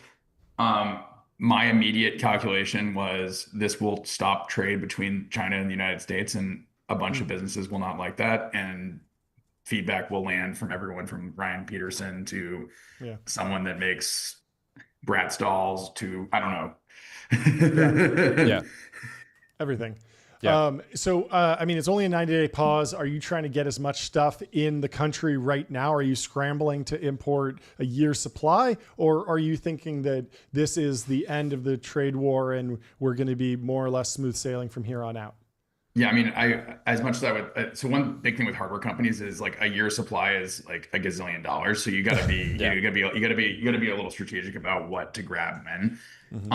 We made sure that our suppliers are multinational and have manufacturing sites in Southeast Asia and other places, including places that are likely scoped to have deals of, coming together in terms of like favorable treatment on the tariff side, Vietnam, other places in Southeast Asia, Mexico, et cetera. And so basically the idea is just like, make sure that like all the customers that are already paid, we already told them, hey, we're going to cover this crazy 145% tariff back in the day. Or a couple weeks ago, we sent them an email like that. Obviously, it's a little easier for us to do that now. Still holding to that. But yeah, I think the big thing is like now at least I've got some breathing room to think conscientiously about what the next steps are for manufacturing of not just our stuff, but technologies that we're going to be powering other devices with as well. I mean, I know you're a relatively new company, relatively small, but did you actually have to pay any tariffs, or were you able to kind of like do a little bit before and a little bit? You did. Okay, so break. that down. I think we paid the 145% on a couple things actually. On a couple things. But the bulk of the customer orders that are coming in are not subject to that, but like we got we've started mass production already, and we're a bunch of kind of the beginning of that ends up being kind of samples and like VIP influencer units and other fun things like that. We've definitely paid it on a handful of those. The balance of even that tranche of units is landing like pretty soon, so we mostly avoided all of this.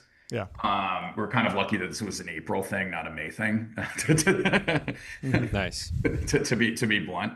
But yeah, there was a lot of fun on that side where I think if our battery pack build hadn't gotten delayed like 3 weeks, there was actually a small chance that we would have had to decide whether or not to pay a very large amount of money to get them out of the port. Well, it's better to be lucky than good, right? That's the nature. So the calculation. So I'll give you kind of like Yeah. what I thought about and what was in my head as this was happening, because I don't think I actually panicked at all. I was like, this is actually an opportunity to talk frankly about what it's actually like running a hardware startup in 2025 with a large supply chain, with a pretty complicated product, with all these constraints, right? Yeah. And finally people care about me, right? Like, finally this is the main news story of the day. So I viewed it as like, let's turn the lemons into lemonade. You made Let's it turn on the you. lemons into You lemonade. didn't panic. there. You coped, and it all worked out. And I get on odd lots and Yeah, a it's couple great. So that was the opportunity I saw. And then the second piece was I was like, okay, so how long does it take for a boat to go from China to the US? And then I was like, okay, so by like the first week of May, there's probably going to be some motion on something here. And so I kind of had that in my head of like, there is a shot clock going on before we're going to have to do some sort of relaxation of some sort of thing. And looking at the shapes of the negotiations and kind of the various players that were, swarming around, and what I've heard privately from, I probably can't say who and what, but like just in a sense of like, there were well-known folks that have complicated supply chains that were not going to want to pay 145% duties on their stuff. I mean, we saw that pretty quickly with Apple, right? And Apple was kind of like the largest thing. They got the exemption pretty early, but then there was a lot of other discussion about other companies. And at a certain point, the noise gets so loud, it's deafening. The climb down from Amazon on the like, we won't put the tariffs in the checkout was interesting, because it's like, I wonder if there was, it kind of felt like maybe there could have been some negotiation behind the scenes on, don't put it in there because we're going to just come back into kind of thing. Well, I think they threatened to do it, right? They actually rolled out the UI, and then they got slammed by the Trump administration for doing that and seeing it as like, hey, you're blaming us, but you shouldn't.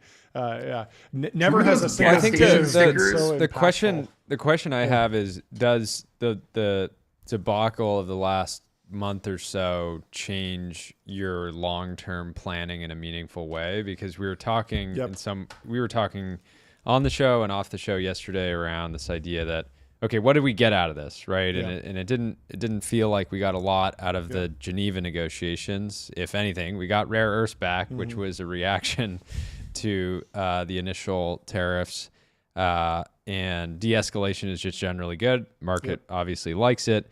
But we just kind of like round trip back to where we were. And John made a point, which is that, okay, well, if a generation of CEOs like got it into their head, the reality of decoupling, maybe it's not happening right now, but it's it not could happening, happen. but it could. And you had need a to have board a plan meeting around during this chaotic period. And so I'm sure during that board meeting, you guys thought really seriously about, hey, if this actually sticks, what is our plan? Maybe that wasn't plan A, but at least it's a plan in the plan document now. And so decoupling. They had concepts of a plan.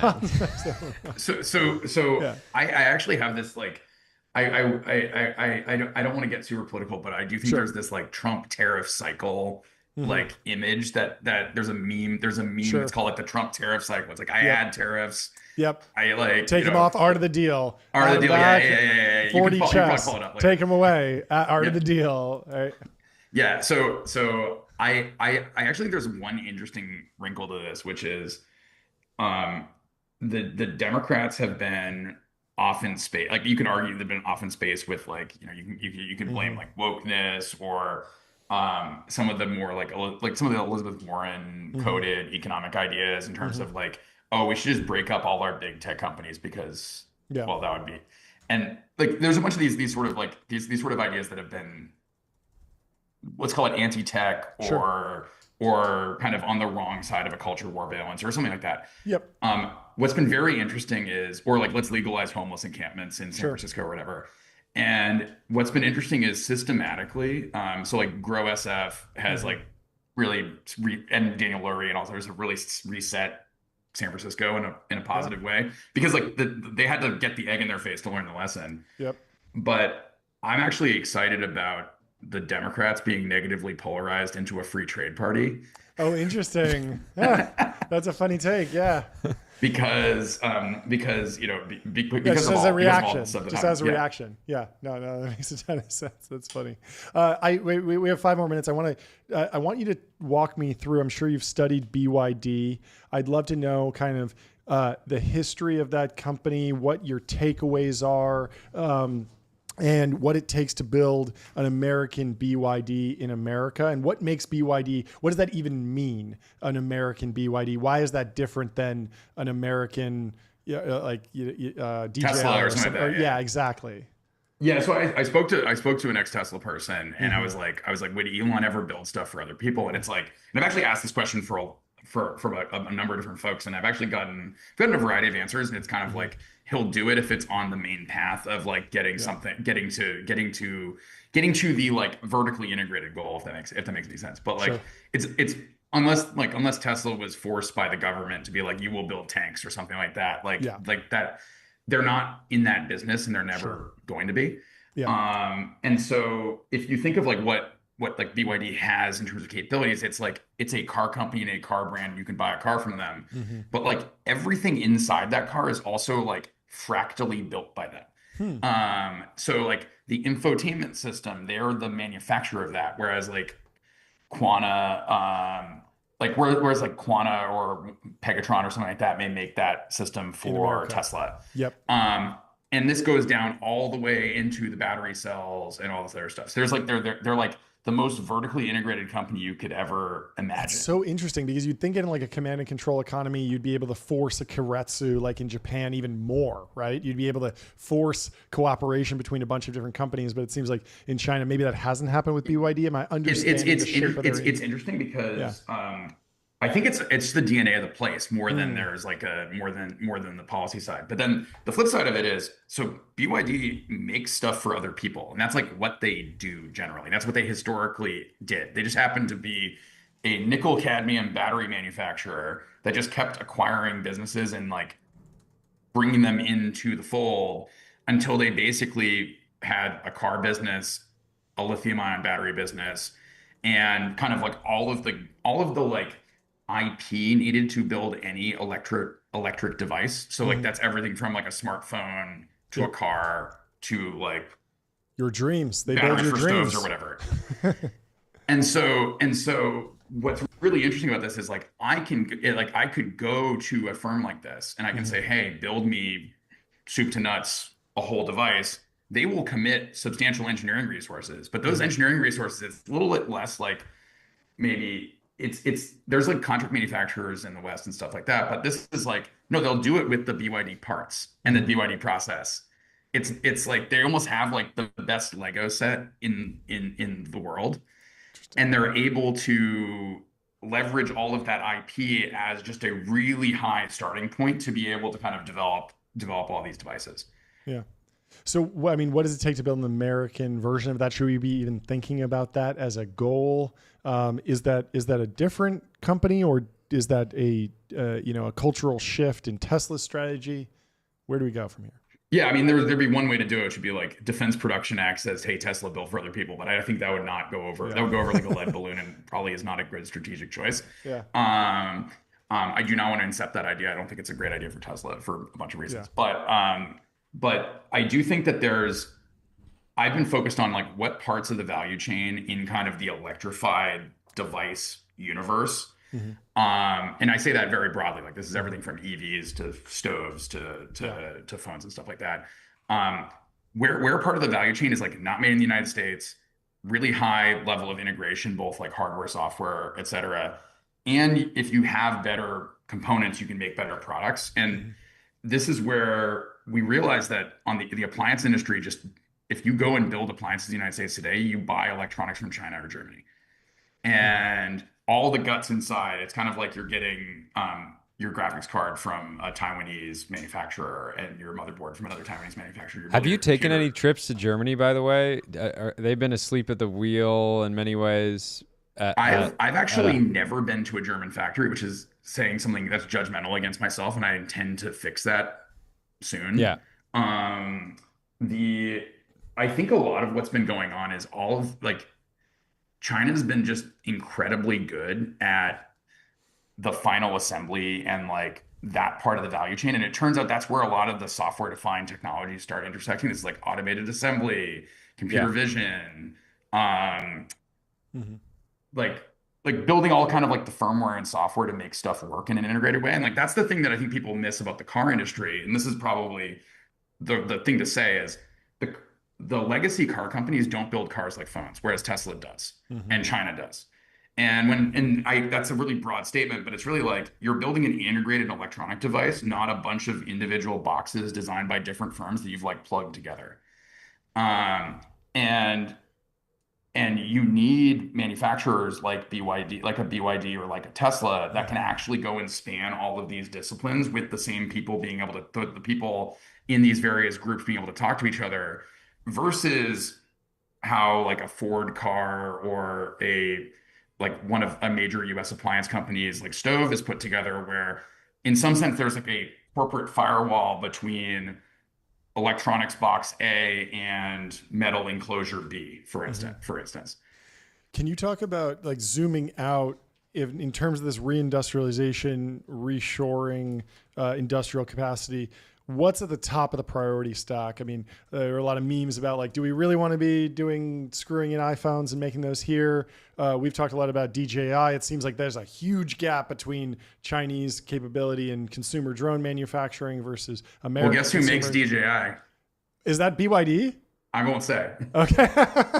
But then there's also like lower level, potentially like higher skilled activities like battery manufacturing, lithium, mineral extraction, all sorts of stuff. How should we be thinking about it? Not just from a consumer perspective, but from like a industrial capacity, governmental perspective. Yeah. So actually what's really interesting is if I go take an iPhone and I like part it all out on a table in front of you and I say, who's actually doing the core engineering and IP of everything in the iPhone? Yeah. It's actually like the US and our Asian allies, like and Taiwan, right? Because Foxconn's a Taiwanese company. It's Taiwan, but no, but even all the parts like LG Innotek makes the camera. Yep. Samsung makes the display. Right. A lot of Korean tech in there for sure. A lot of Korean and Japanese technology in there. So the point though is where is China really good? And it's the assembly, the integration, being able to kind of span all of these disciplines. So if I was saying what I think is really important is, I think Noah Smith he's my tenant, so I have to show him.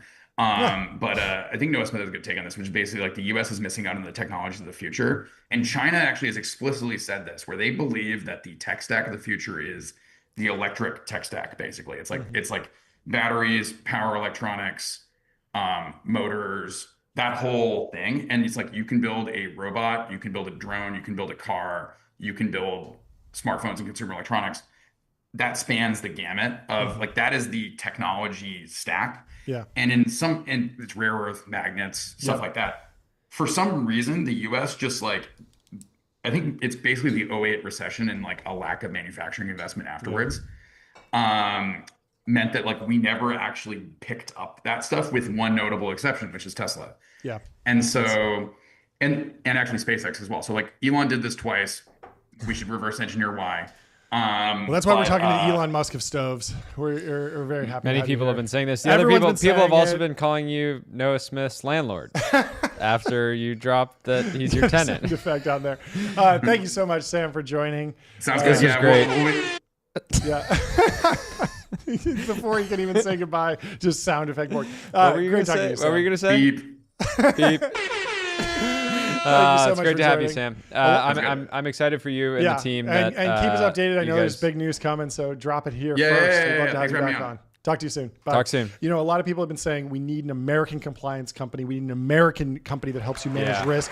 We need an American company to prove trust continuously. We need a trust management platform. Head over to Vanta.com. That takes your manual work out of your security and compliance process and replaces it with continuous automation. Whether you're pursuing your first framework or managing a complex program, that's why Vanta.com exists. So head over to Vanta. Vanta makes compliance fun. They didn't say that. I said that because I've used Vanta. Fantastic. Well, we got Vincent from Prime Intellect coming in the studio next. We're talking about bunch of stuff related to crypto and AI, GPU mining. I think this is going to be a very interesting conversation. We talked. Welcome to the stream, Vincent. We'd love to have you. How you doing? There he is. Perfect. What's going on? A couple months ago. Yeah, thanks for joining. A couple months ago, we had Bridget from Founders Fund on, gave us the high-level overview, but I'd love to get it from you. Can you just introduce yourself and the company to kind of kick us off? Yes. So my name is Vincent, and I'm the founder, co-founder and CEO of Prime Intellect. And basically, our goal really is to commoditize AI and compute more broadly. Really also by almost networking all the compute in the world together and making sure no GPU goes idle, but rather can contribute to almost an interplanetary compute cluster that can fund, for example, open source AI models, but also that people can just use to ultimately save on compute. Ultimately, the goal really is realizing that compute is this gigantic market which will ultimately power all of those different areas, and it's quite inefficient and very distributed. So a lot of it is ultimately research challenges to make sure we can network compute that is quite distributed throughout the world, but also verify it, right? It's you can't trust the thousands or millions of different data centers and GPU nodes distributed across the world. So there's basically a challenge to scale trust, right? Yep. It's you can trust one data center or one company, but it's hard to do so at scale. So basically we're tackling those two problems. Okay. Why don't you talk about the launch Sunday? Yeah. You guys, I hadn't seen a launch like that on a Sunday since the last seemingly few Trump executive orders. So you guys kind of realized Super Bowl Sunday. Why not launch a new model? But break down the launch just a couple of days ago. Yes. So basically, we to take a step back, almost did this first very large scale distributed pre-training run, Intellect 1, which was building on DeepMind's distributed low communication training to train basically a model across the internet, across multiple data centers in similar efficiency as in a centralized setting where where all the computers network in one data center. And now that we switched to this kind of O1 post-training reinforcement learning paradigm, it's actually kind of a paradigm that is perfectly set up for distributed training because most of it is those rollouts, and basically you can distribute them extremely well. There's basically less needs to communicate every training step. So what we did with Intellect 2 was really scaling to the larger model size, roughly 30B model that we basically trained, distributed across the globe with different people contributing compute, and really basically built this on top of Qwen. So basically the goal was also to take the best open models out there and improve them further for actually quite small amounts of compute. It was honestly more a proof of concept where we basically proved 4 different pieces. On the one side, basically we proved this verifiable compute piece that basically anyone in the world could join with their compute. We don't need to trust them. There's very efficient basically ways to make sure that they're basically an honest compute contributor. And then the other piece was really making basically distributed reinforcement learning work. So basically decoupling those role generations from the training itself. So you basically can train across the globe with less frequency of communication. And what we basically proven is that with quite a small amount of compute, roughly $100,000, which is not comparable to obviously kind of the more close AGI labs, we've basically been able to improve upon Qwen, and it's kind of sets the foundation for us to actually scale this much further and ultimately actually have kind of a repeatable recipe to get basically improve the strongest open source models out there continuously for quite small amounts of capital across different domains. So we made it much better on math and coding, but the goal is also to make it much better on other domains, and really how to do so is really scaling those reinforcement learning environments. I think you had Will Brown on, he joined us to work on this. Yeah, I was gonna ask, what was the process like recruiting the big dog, WB? Absolute dog. I mean, I just have to imagine he's such a good poster. He's such a great guy to chat with. He could have gone anywhere, but he ended up with you guys. Yeah, I think it's 2 things. You should ask him himself, but I think like a lot of talent is gravitating more towards like open source AGI and like to basically build in the open, to publish in the open, right? Like to be able to also like contribute to the frontier of like the most exciting research. And in a sense, like I have friends at OpenAI and whose name you've never heard because they can't publish, can't really talk about their work, right? So like I think there's this component, but I think then we are basically, I think like now, like especially in the Western Hemisphere, I think like one of the only places that is really catching up to the frontier, right? Like there's obviously like Quen and DeepSeek and others in China, but I think it's really a fumble by like America, I think, to basically be the close guy that is like not really almost like standing in for the values of like democracy and freedom to the same extent. But I think like he's obviously extremely passionate about like open source AGI and kind of like distributed like reinforcement learning. So like he immediately hit the ground running on basically scaling this much further. So we'll have more like work we are building on top of like this direction of distributed reinforcement learning, like in the next few months already out, which should like scale this much further. Mm-hmm.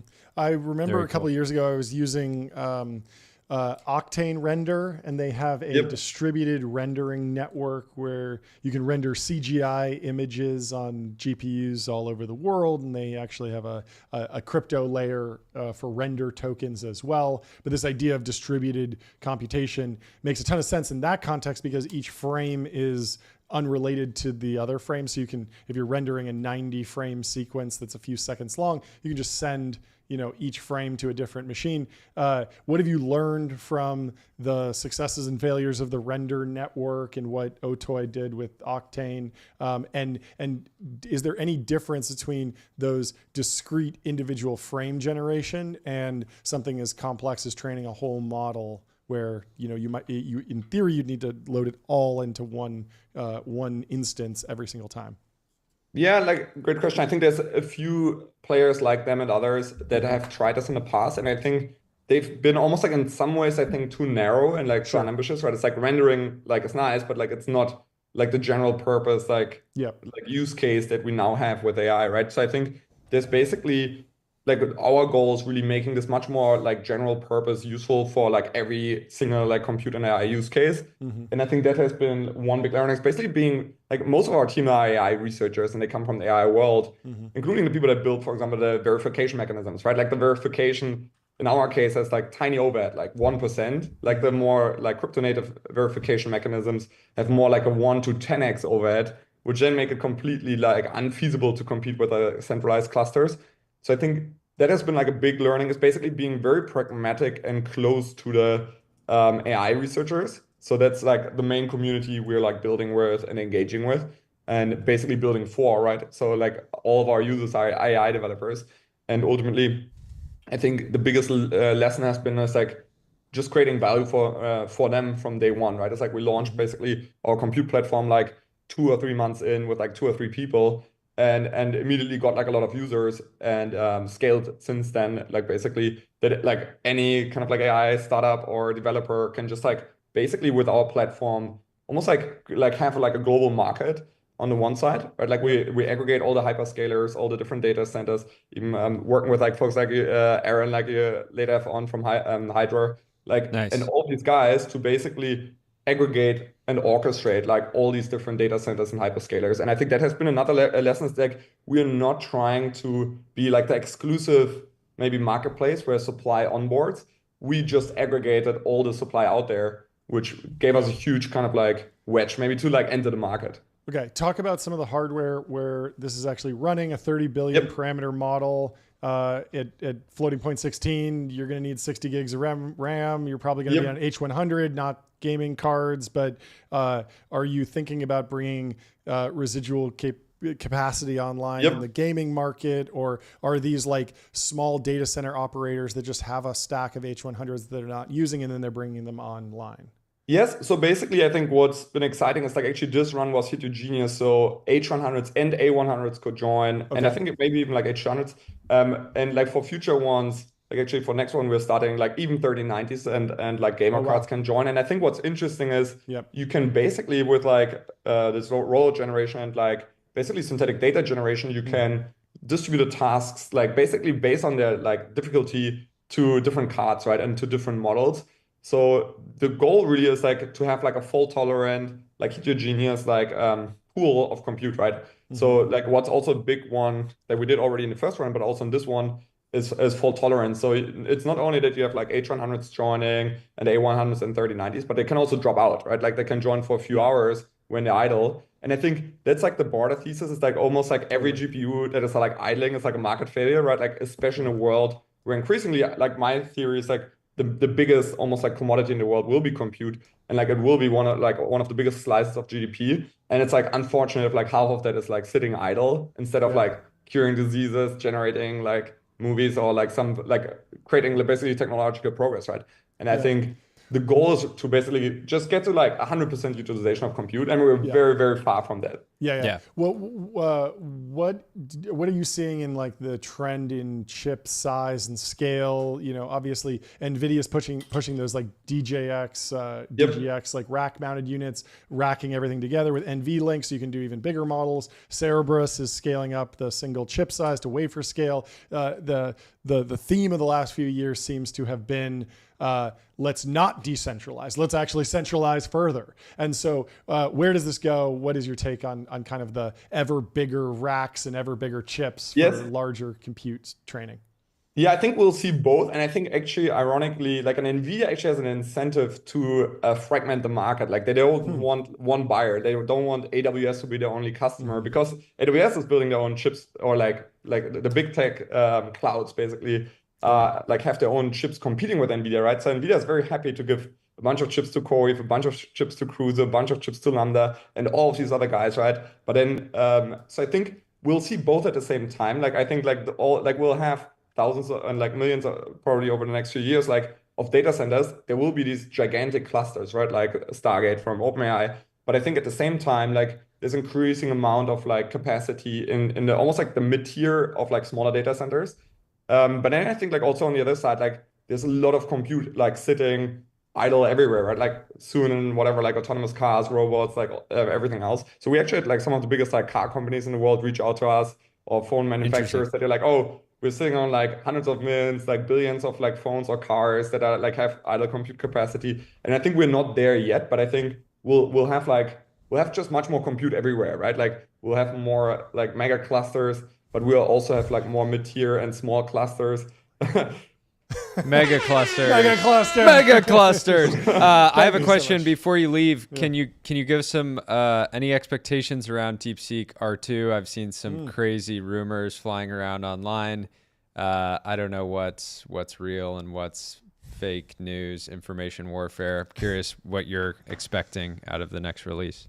Yes, like I think they'll definitely catch up to the frontier. Like again, I think to some extent, I think they'll probably be not as good, would be my guess, as like Gemini or OpenAI. But I think there's obviously this trend where I think like and all the closed lab CEOs have admitted it, right? It's like that open source has catched up like very uncomfortably close to their lead, and I think that will continue. I think the closed guys obviously have some advantages, but I think there's also huge advantages obviously the open source AGI space has. So I think like the trend will continue that ultimately like the DeepSeeks and the Quants of the world, but hopefully also like players like Llama will like catch up a bit more. Like obviously they've been a bit disappointing with their like Llama 4 launch, but I think they might also actually like catch up again.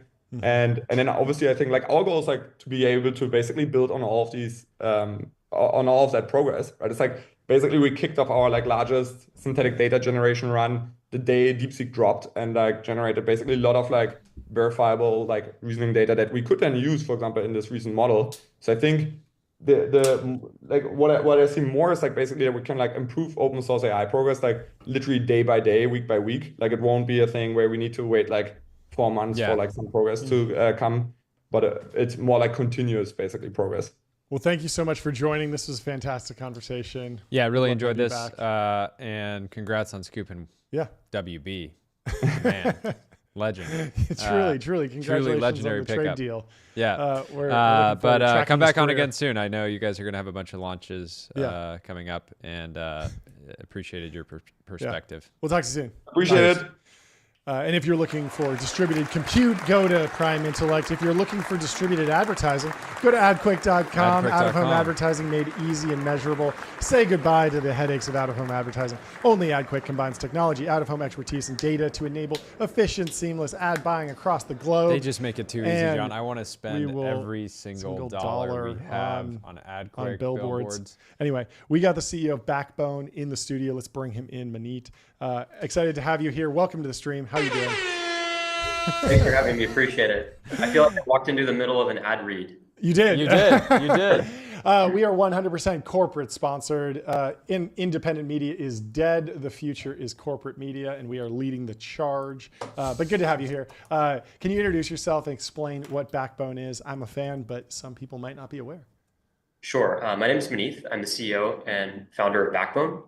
Backbone is the leading platform for the future of gaming. The way I describe it to people is that every time there's been a shift in streaming media, it's resulted in some of the biggest consumer businesses. So like music streaming, you had Spotify and Sonos, and then in TV streaming, you had Netflix and Roku.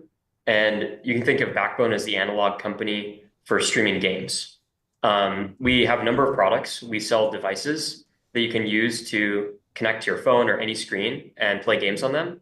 And then we also make an app that aggregates all of the different streaming services like Xbox Game Pass and others, so you can access them all in one place. You can buy our products in any major retail store, Walmart, Target, Best Buy, etc.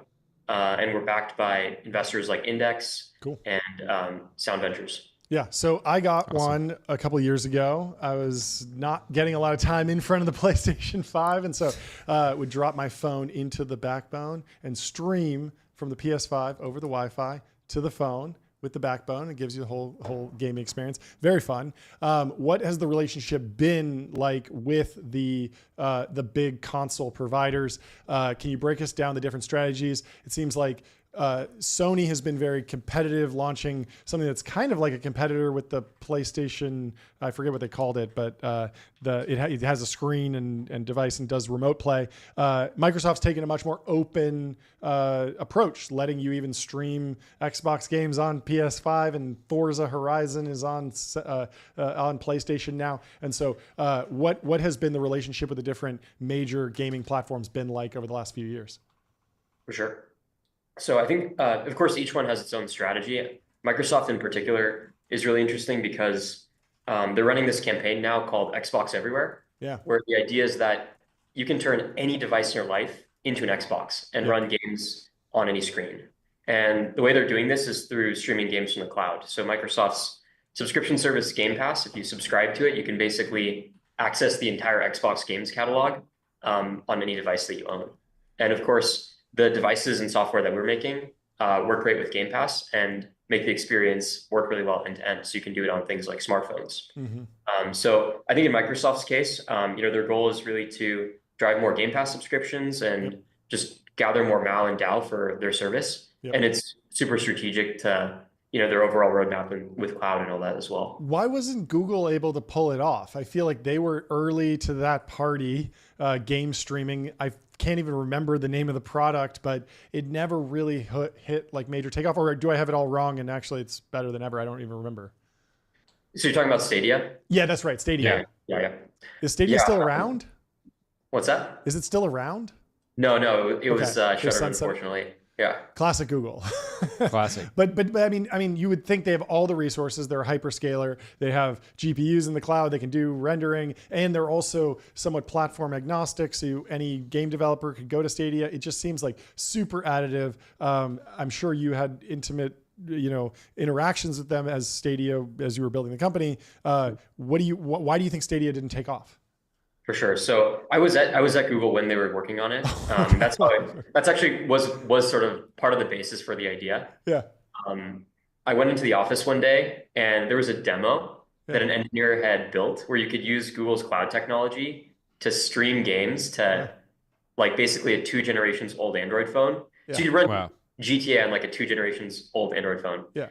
And I picked up this demo and I tried it and I completely lost my mind. I was like, we've seen disruptions in gaming across every single vertical, right? Yeah. Business model, audio, content, but this has got to be the single biggest disruption in the history of the games industry, at least that I'm aware of in a long time.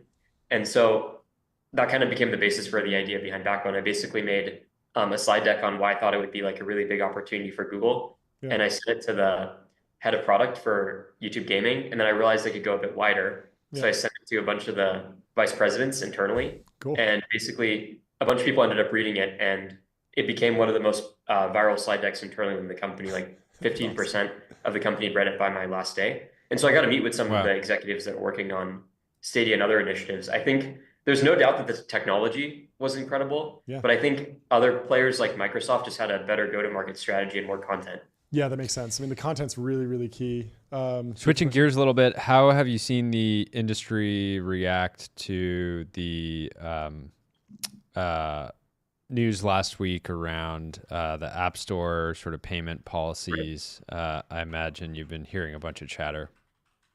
Yeah, I mean, certainly if Fortnite were to return to the App Store, it'd be pretty big. I think it's been like it was resubmitted, right? It hasn't been approved yet. Normally Apple approves, and 90% of apps get approved in 24 hours. We're on like hour 46, so everyone's saying, Apple, what's going on? Dragging your feet. Anyway. Yeah, I mean, I think it's huge. I mean, it means that if you're able to link out to external payment systems, you're basically going to be able to take in more margin as a game developer. And I think it'll, but how do you expect users to actually respond, right? So like, let's say you download a free game and you're like, okay, I'm willing to pay for this game. And you get the option to just subscribe in the app. Maybe it's at one price, or subscribe outside of the app at a lower price, right? You'd have to offer, I imagine, some type of incentive to get somebody to want to go to a separate web page, right? So I can go outside of the app and I get maybe some. So instead of 30%, you're splitting the difference. It's you're splitting the difference, kind of. But then I imagine some users like the fact that their subscriptions are native, and they can go into the App Store and churn if they're not using something. And so how do you expect that? How do you expect developers to actually play it? Do you think are they really getting back 30%, or is it more like, again, splitting the difference? So I think what we're seeing right now, and in Epic's implementation, they posted a tweet online, like the Revenue Cat CEO replied to Tim Sweeney's tweet, and it was asking, like, how did you implement this? Did you use in-app purchase? So in Fortnite's case, they show an option to do in-app purchase, and they also show, the web flow through Stripe or whatever. And that one is, 20% kind of cash back or something like that. You get like 20% back in Epic credits. Oh, and so there we go. So there's like an incentive. People might have to incentivize customers to transact through the web, and that. But giving them back free credits, like points in a game, which they're going to value on a cash basis. Tim Sweeney, absolute dog. What a dog. I want to talk about the actual technology roadmap or tech tree to make mobile gaming even better. What's more important, better devices, faster chips, more memory, better screens, or just ubiquitous 5G, Starlink, better connectivity, lower latency? Because Call of Duty, you can stream it on your phone. Probably Xbox Game Pass allows you to do that. There's still a Call of Duty mobile that's optimized for the phone, and I think people probably play that one more on their phone than the streamed one. And so we're still not in the fully streaming era. What are the blockers to get us to just one installation of the game everywhere?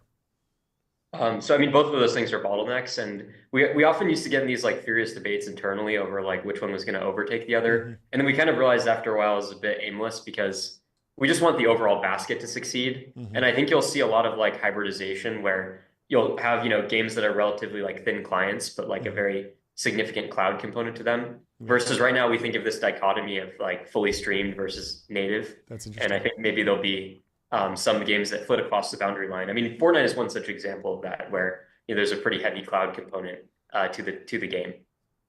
What are you playing right now? Right now, so I don't know if you've heard about Expedition 33. Oh yeah, I haven't played it. But I heard about it. I'm just about to get into that. Okay, that's been popping off on the internet. Yeah, and other than that, I've been playing a lot of Fortnite. Yeah. Looks good. Were you Were you surprised about the GTA 6 release date? It seemed like the market had been pricing in a 2025 release, and then all of a sudden it was like, nope, 2026. I mean, these games take forever now. The production costs there's some really great articles online talking about like how the development costs for these titles have ballooned because of like this need to have really lifelike graphics and realistic gameplay. So not surprising, no. What about tariffs? I imagine that was a tumultuous time for you. Obviously, sigh of relief recently, but what's your outlook and what did it mean? Take me through the emotional journey of the last couple of weeks of the company. Yeah, I mean, definitely short-term painful. It was awkward timing given the Backbone Pro launch, which just occurred this past week. Sure. And this is a huge launch for us. I mean, we generated, I think, around 700 million media impressions, which is more than Beats and Aura and Sonos generated for recent product launches. Wow. And so it was a big launch, and it was an awkward time because of the tariffs that made the pricing strategy a bit complicated. That being said, we think in the long run, anything that promotes free trade or reduces tariffs like globally is beneficial to the company, because then we can offer our products in more markets than we do today at more of a fair price to consumers. Yeah, I got to pick up a Backbone Pro. I'm looking at it right now. I'm adding it to cart. John has always said the biggest risk to the show is that he just gets sucked into some specific It's like game. my one vice. Like, you'll never find me like passed out drunk, but you will find me like 70 hours into like Metal Gear Solid for the third time. Anyway, this is fantastic. Anything else? Yeah, Ginn? no, I'm happy for you and the team that you get a little relief on the tariffs. Congratulations. And congrats on the new launch, and good luck. I know you guys are shipping in about a week now, so I'm sure there's a lot of work to get to that point. Head over to backbone.com. Pick one up if you're a gamer. Check it out. Anything else? That's all. Thank you. We'll talk to you soon. Great. Have a great day. Cheers. Bye. Speaking of sleeping easier, post tariffs, 8 Sleep. Go to 8sleep.com, 5-year warranty, 30-night risk-free trial, free returns, free shipping. Pod 4 Ultra. I got an 88 last night, 7 hours and 11 minutes. Not too bad. What'd you do, Jordy? Did I beat you or did you smoke me? 100. 100. He knows Brian Johnson's coming on the show. He's prepping. Proof of work. He's prepping. Anyway, we have our next guest coming in. Put it up. Put it up. 100. See, it's not a screenshot. I'm moving it around. There we go. Yeah. The new app is beautiful. Go download it. Anyway, folks, we got Aaron Ginn coming in, breaking down a new Wall Street Journal article he wrote. Aaron, how you doing? He's back. Yeah, doing well, man. Can you put on those sunglasses, Jordy? I can't recognize you on them. Yeah. These ones, the Pit Vipers. Unfortunately, so there's some crypto coin that people are using Pit Vipers to promote. So we got to be careful putting these on. We do have to be careful, but they do look great. But Where's they were sent to us from the CEO, I think. From the CEO of Pit Viper. He just likes TBPN. He said, have some Pit Vipers. It's pretty cool that they like rotate up and down like this. Yeah. Cool. I've never actually worn any of these. I've worn anyways, it's great. It's great to have you on. Always great. The Prime Intellect CEO was on earlier, and he said that you guys are working on some stuff together, which is cool. Yeah. Like they're handling the higher level like training layer. We're doing the underlying infrastructure distributed layer. But going back to about the op-ed that I wrote, I've been more or less battling / encouraging the administration to take a more reasonable approach to the threats that Huawei has against our dominance on AI. And when I met and know the people who under the Biden administration that wrote the January 15 ruling, that we don't really know, by the way, like what's going to happen. We just heard rumors that things are going to change and they're going to be more positive towards Jensen and NVIDIA. But generally speaking, they wrote this kind of the precursor framework that people didn't understand is it created a G18 of AI countries, which included like Japan, South Korea, Taiwan, America, Canada, and some European countries, about half of Europe. And the original Biden ruling, right, these are bureaucrats. Like it's very vague law area on their governance. They're basically operating under 1980s missile technology proliferation law that was written back whenever we had Soviet Union. But so they're kind of regulating under that. And the Biden administration, a couple days before they were leaving, decided that they would create this kind of G18 of countries, and then 100-ish other countries that were going to be basically prohibited to require a license. And, absolutely no countries are tier 3. The tier 3 countries are quite logical. They're like Libya, Venezuela, right? It's like, oh, okay, this makes sense. But the tier 2 countries which required license was like Greenland, Portugal, Switzerland, Austria, and all of Eastern Europe was on the crap list. All, the presidents right now and Vincent's in the Gulf region, all of that was on the crap list. And then like kind of random countries like Mexico. Mexico makes all of our servers. And the original kind of press around this was regulating cheap power. So it was mostly competitive. They didn't believe Mexico got GPUs or was into China. They just thought, oh, they have cheap power, so we should just, say, oh, that's bad for America. And so I've been advocating for this kind of idea of like this new Monroe Doctrine of thinking that AI is more of a forward operating base of America. Due to the neocons and neoliberals, we have over 300 forward operating bases in the world, where our special forces are, active and doing things that they don't tell us. And so I basically been trying to like kind of, think about the AI as kind of something similar, where every deployment that is an American deployment is real estate that we own. And that running the world growing on our infrastructure is better than growing on Chinese infrastructure. And it's either or. And I think that under the Biden administration, there was this view that they couldn't do anything. Like, oh, they just make iPhones. Not to be overly trite, but I think they had a kind of a less view of where China was. And as the data came out with more and more advancement on the Ascent line under Huawei, more advancement under DeepSeek and Manus, it became very much clear that this actually was a race, and that they were significantly closer than we thought. And so the goal then is proliferation. And that's essentially what the Trump administration, the Commerce Department announced last week, was that they are going to embrace a trusted proliferation model, which is what I've been advocating for, of this forward deployment of NVIDIA gear, running on an infrastructure, running on our frameworks, because it's either us or them. Either the world uses dollars or uses something else. Like there's not this kind of secular world where trade happens and it doesn't include a country. It involves us or involves somebody else. And that's becoming more socialized and more accepted. And so now they're trying to think of other ways to try to manage proliferation. Tom Cotton introduced a bill to track GPUs. Not very bullish on that, but like there are other ways now people are trying to think about doing this rather than just saying, hey, Portugal, you have good beaches, but no GPUs for you. Saudi Arabia, we can sell you F-35s, we can sell you even, ICBMs with no nukes on it. But hey, you can't get the Blackwell series. That's too risky for us to do for you. So there's a great resetting that's happening. That's good for America. Yeah. What is your take on the recent Saudi Arabia deal? 18,000 NVIDIA Blackwell chips going in with hundreds of thousands, on the way. It seems like it's an affirmation of everything you've been saying. But what's your interpretation? Yeah, I think it's one way. Huawei's already deployed there, so I think that was a wake-up call. And there's also a ton of Chinese cloud companies that are doing deployments in the Gulf region. But it's positive because it's you have to realize that people are going to get this regardless. So another good framework, because this is all like leading edge stuff and people get confused about what's actually happening. They also overly express our actual dominance on a particular area. But think of it as like a MiG platform versus Lockheed or Boeing. Like, you're not going to tell a country, hey, you just can't have a fighter jet. They're like, we're going to go get some MiGs, right? Or we're going to go get some, I forgot the name of the French one, right? That drops, baguettes from the airplane, right? Like whatever that French land, right? Whatever that one is, right? I forgot the name of it, but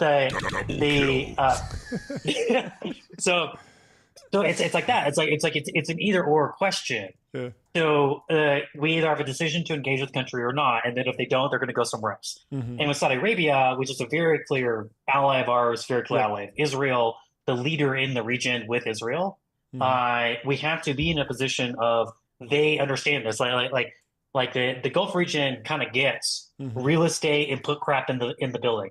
They kind of they understand that, right? And so this is something they can feel they can be very successful in. And as well as it gets to kind of the Jeddah Tower, Burj Khalifa thing of we're ahead, we're winning the line, right? Like all these crazy projects that won't happen until but our data centers, but our data center, and obviously Saudi will have fantastic partners in NVIDIA, and I'm sure many other hyperscalers for their new factories. That's the new aim. We got to stop saying data center, AI factories. But yeah, isn't this not? Is it correct to call it real estate today, or is it something else? Well, I think the dynamics behave like real estate. Like that's how the actual investors think of it. That's how they get financed. The execution is different. Mm-hmm. Yeah. So I like the way that this flows out. What I believe. This is what like the premise of our model. Why we're a part of like over about almost a dozen sovereign AI projects. We're kind of for NVIDIA. They advertise us to a lot of their growing data centers internationally as Hydra is the best sovereign AI go-to-market provider in the world. Mm-hmm. So like we're really, really good at this. And our operating model is much more, I think I mentioned this last time, that think of it as like the airlines industry, that the commercialization of AI really resides in the platform. And that platform is Jensen. It's not anybody else. It's Jensen. And that's just like Boeing. And you have these kind of like rare birds that are coming out, which is OpenAI. But the technology motor around OpenAI, as we come knowingly accept, is relatively commoditizable. So its real value is the brand. Mm-hmm. It's the accidental consumer product company, as Ben Thompson likes to say. Yep. So when you have the commercialization happening at the platform hardware layer, like Boeing, you create lots of billion-dollar companies, American Airlines, et cetera, Emirates, whatever. But you don't really have this kind of parabolic power law outcome like you had with software-defined nodes, like Google or Airbnb or Twitter or something to that effect. So when you have a world where it works like that, Jensen becomes the play. Jensen is the platform. You can still create lots of different successful companies that are very large, but I'm very skeptical you're going to see this huge outlier into the stratosphere like we saw with other software-defined nodes. Rather, it looks more like the airlines industry, where there's lots of very successful people, lots of very successful winners, but there's no clear category leader. There's no clear like so far ahead that nobody kind of will ever touch it, because the fundamental product is a product that gets deployed in a data center, that gets run and commercialized, and all the value is created there, and everything else just kind of plugs into it. It's the fastest way to become a millionaire. Start as a billionaire and buy an airline. And you lose money, right? Yeah, you lose all your money. This is a famous thing because, the value doesn't really accrue to the airlines in the way that it does to consumer tech companies, of course. Yes. I want to talk more about this idea that it is valuable to America to have foreign AI models running on American infrastructure, and maybe we could go back to the F-35. If we send an F-35 over to another country, they have the ability to use that however they want. We don't really have control over that. We don't necessarily have a kill switch. Obviously, it's good economically because we sold it to them. We get some money. That's nice. But is there some downstream benefit to, now we're really allied with you because, we sold you the planes, but you're still going to have to remain friendly with us as we resupply and send you more screws and bolts to maintain these planes. Is there a similar analogy in AI factories or data centers where, you bought 18,000 NVIDIA Blackwells, but if you don't keep working with us, those are going to die. You're going to need to replace stuff and you need to keep us an ally. Is that the goal? Yeah, that's my goal because I believe America should win. I don't believe in a multipolar world. I believe in a New Monroe Doctrine. I believe that we should reshore to the Americas, and some of that will be here, some of that will be Mexico, some of that will be El Salvador. We're already monetizing El Salvador with prisoners. So why not then make fiber optic cables? Why don't they make fans? Why don't they in the service supply chain or textiles? Mexico is the cheapest place for us to manufacture. It's been that way for over a decade, but they don't have the technical capability to do it, which is why you don't see that there. But in the New Monroe Doctrine, my thesis is that we reshore critical things to the Americas, and then we have these external allies that reinforce that, just like the old Monroe Doctrine was Americas, and we had Britain that enforced it. And with us. And so the same thing goes with the Ring of Fire from South Korea down to Singapore. That becomes our allies in that region. We ship America goods there. They become America enclaves, but they're relatively sovereign. They have their own identity, their own military, and partnerships like that not only advance, like you said, sell goods. There's an announcement with the Boeing. They already bought Boeing. So it wasn't. In both Riyadh Air and Saudia, they're Boeing platforms. They don't have as many Airbuses out there because Airbus has a just so you know, like it's a very technical thing, but their engine design is not really compatible with sand that well. So that's why they prefer Boeing, because it's more adaptable to high heat. So like either way, like that's an advantage to us because it's a form of soft power that we can allow the proliferation of not only safety for Americans globally, but it makes us rich. Like trade is American. It's not secular. It's not something that just happens. Like if we define it, the dollar is a platform. Trade is us. We rule the open oceans because we say that it's important for us to trade. So like there's kind of like this weird thing happening on the right that there's like these two types of like China hawks. There's like OG China hawks, which is like me, who believe that the way you beat China is you win. Then there's these new China hawks, which are like protectionist, semi-socialist, and want to withdraw from the world. They believe in a multipolar world. And they kind of crept in, but they're actually they're more on the left side of the spectrum. And the tariffs and kind of attitudes around NVIDIA, that's when you hear these things of like, we shouldn't sell, the world like kind of can wait on us, or we don't need their goods, we shouldn't trade. Versus the original OG China hawks were like, no, we should trade. Trade is peaceful. It's great. It decompresses issues between countries. But it doesn't mean we give away the farm. It just means that we rebalance and we make it fair. And it was kind of this hot minute where like these like neo China hawks got in charge and started doing these kind of crazy things with tariffs where we had no freaking idea what was going on. Like believing that tariffs make us rich is one of the most profoundly illiterate things like I've ever heard from. My background's an economist, but like it's literally stupid. The places that have highest tariffs in the world are absolutely poor, and the places that make but it's the External Revenue Service. I'm pro that, right? Because I don't want to pay taxes, but taxes are theft, right? So but I'm willing to engage in some type of thievery if it means that I'm safe when I go to. I just came back from Belize, but I'm safe when I go to Belize. I'm okay. I'm okay engaging in that. But America only wins when we have this peaceful economic transaction that occurs with countries that want to adopt more pro-Western frameworks.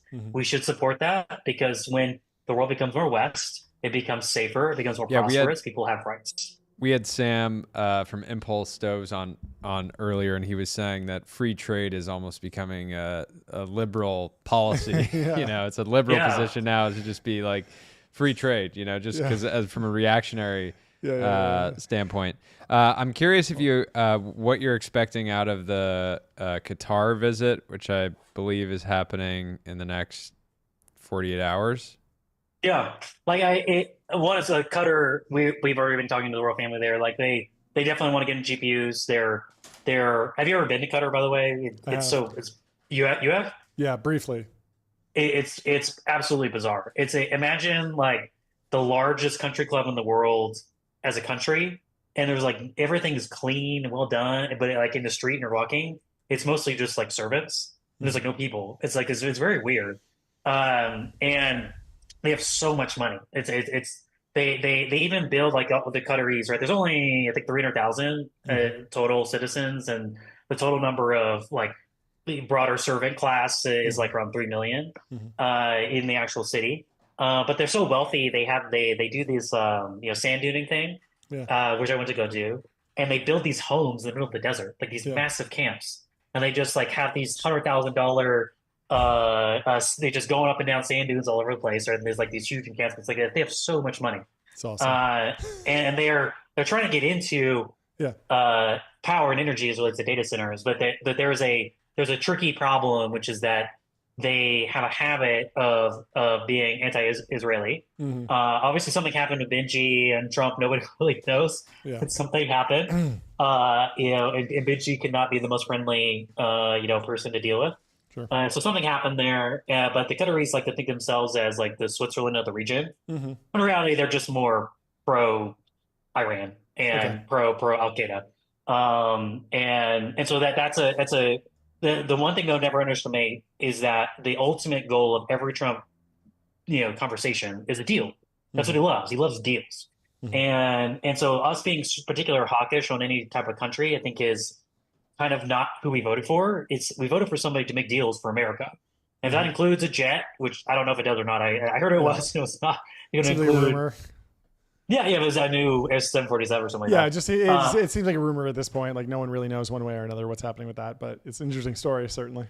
No, I had no problem. Like he went to go see Kim Jong Un, like Yeah. whatever. The No, dictator, I completely agree with yeah. this. That's a great take. Yeah.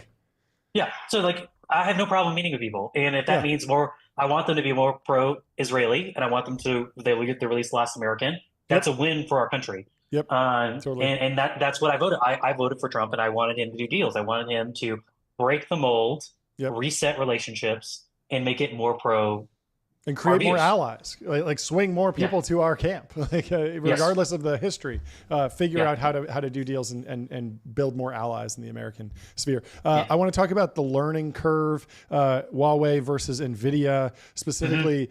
Is that a dynamic here with pushing NVIDIA chips abroad? Is there value from actually advancing the technology, staying on the cutting edge just by increasing the volume of shipments and manufacturing? We've obviously seen this with TSMC on the learning curve, but what is your take on the Huawei Ascend versus NVIDIA Hopper Blackwell kind of fight that's unraveling right now? Americans need to realize that like lithography is not like a white technology. It's not like white people like own it, right? It's a technology, it's math. It's available to anybody that can work on it. Sure. And their ability, yes, it's not TSMC level. Stretch, they're probably at 5 nanometer. They're more likely at 7, but probably Stretch at 5. TSMC's at 2. It's about to go to like 1.5, I think, or something to that effect. But the thing you don't ever underestimate is that China, from a supply chain perspective, is almost completely sovereign. Not only do they dominate rare earths, but they have the entire manufacturing infrastructure to make Huawei. Yep. And that is a type of competitive advantage that we don't have. Yep. And so now again, like it doesn't mean we become central planners and like drift into, Leninist or Trotskyite thinking that like, oh, we should just centrally plan this entire thing. Like that's not my view. I view as comparative advantage. It works. Like as Jordy was saying, like all of a sudden liberals remember that Adam Smith exists and that TDS has benefits, right? Is it it pushes people to because it's not a philosophy, it's a psychosis. So so it doesn't have an orientation, it's just not that thing. Yep. But like we have the ability to win because we still are the best, but they're just going to take a different approach. Like they're going to take advantage of their power. They're going to take advantage of the fact they move fast and they're cheap. But a new AI Belt and Road initiative has already started. They're already around the world. We know this. We see them at different data centers that we work with selling their stuff, and it comes as a fully complete solution with DeepSeek, OpenSea, like Manus models, combined with infrastructure, combined with support. Manus has that kind of distribution already. No, like Huawei is designing for their open source ecosystem. So still Huawei is being the hands and feet. Out there building. I think what Jordy's asking is like, have you ever run into a country that's not China that's like, we have Huawei Ascend and then we have DeepSeek and then we have Manus, because Manus came out of nowhere just a couple months ago. Feels like that would be a very quick ramp to be like it's deployed in another country as a part of the AI Belt and Road initiative. DeepSeek, I can believe. Manus, I would give it. So give us the update on that. Yeah. It's deployed. Like DeepSeek and Manus are everywhere in Europe. Like they're everywhere. And again, it's open source. Open source works as a distribution strategy. They're not open source because they try to care. They don't care about open source. They care about defeating us. And so the approach this is why OpenAI made that announcement of we're going to do like this combined deployments of software plus like infrastructure is because they're mimicking what China's doing. But the proliferation of the open source models, go look at OpenRouter. Like you can just see the growth in other models. Those other models are Chinese. So it's a race that actually is legitimately an arms race where there's not much of a like what is the ceiling, right? Like if we have to kind of think of it as, imagine you're multiple countries that someone invented a new technology like the nuclear weapon. Like the reason why UK, France, Israel, USSR, India, basic proliferation that happened was because America said no. We're not going to give you any intel, even though we promised by treaty, actually, that the UK and France would have our intel after Oppenheimer did what he did. And then that's what started the race is like, okay, well, we can't just have America have it. We need to have it, right? And so what is the actual breakpoint at which all of it stops? It's like, how do you, it's a kind of different, it's not an economic question, right? It's a sovereignty question. And that's why the Gulf region announcements are really exciting is because fundamentally that region is going to serve Europe. It's probably not going to serve America. It's really going to serve Europe because they can say all they want. They want to build this many data centers or whatever, but trying to make the EU do anything is it's trying to convince an obese person to stop eating. They'd rather just use Ozempic. Like it's not going to go anywhere. Like they need some kind of like injection to finally do something. And the Middle East region and Gulf region is just really good at this stuff. They're good at real estate, building power, deploying crap. And in the airlines world, that market is dominated by Europeans. Europeans use Emirates and Qatar to fly to Asia, to fly throughout the region. I think it's going to be really similar. So we're able to dominate Europe through those relationships. But if we weren't going to do it, my guess is like a year or two, Huawei would have some big announcement of doing with probably Qatar, probably the country I'd think of first, maybe Kuwait. But yeah, and we still have the lead, but we have to realize that Huawei is going to make inroads in places that we have decided to not, and we just have to accept that. We can't stop. Yeah, I'm trying to think of another like Venezuela. How did the Manus investment from Benchmark sit with you? A lot of people have pretty much everybody has an opinion. And Asparuhov are upset about it. Yeah, everybody's got an opinion on it. Yeah. But there's varying. A lot of no comments, actually. I think everyone has an opinion, but not everyone's willing to share them. A lot of people have opinions offline. Why not share it? Why not share it? Because of like competitive dynamics and Benchmark. They don't necessarily want to talk if you're trash competing, about another firm. Yeah, and I think that's the right stance. Makes sense. Generally, for the most part. Yeah, but we unless you're doubting. I don't care. Like we could free change it. If they want to do that, that's the prerogative. If the Treasury Department wants to, go after that investment, as they told me they're going to, that's their decision. Like, is this a free market, free exchange of ideas? I believe your capital is your capital, and if you want to deploy it to a Chinese model, then would I question your patriotism? Probably, but it's your right to do that, and it doesn't need to go much farther than that. Manus has serious adoption, and we should think of it as, I think that's how maybe Benchmark would think about it, is like, one, that they're going to create, a TikTok style like relationship. It's not real. All that stuff is a figment of our imagination. I think it actually matters for Chinese. It doesn't. But that's just an excuse. The reality is like they want to win. They want to make money.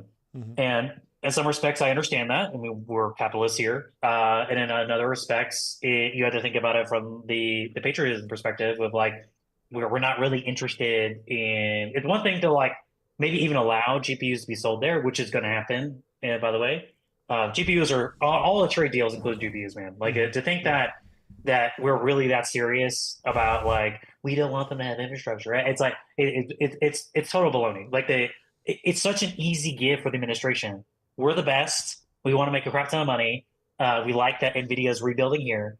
It's an easy give. It's not even hard to debate over. It's like, oh, you want that? Sure. Now give me reduction of fentanyl, right? Give me stop tariffing auto imports by 100%. Like that's the stuff they really care about. So this is an easy win. But there will be a separation is happening to where China clearly is embracing and winning open source. They will have comparable advantage. At least a reasonable alternative on Huawei, probably in like 12 months, which will basically be like an H100-ish, and it'll be cheap, large scale, easy to install, all open source. So the next phase, if we want to actually win China, is what the Trump administration is doing now, which is trusted proliferation.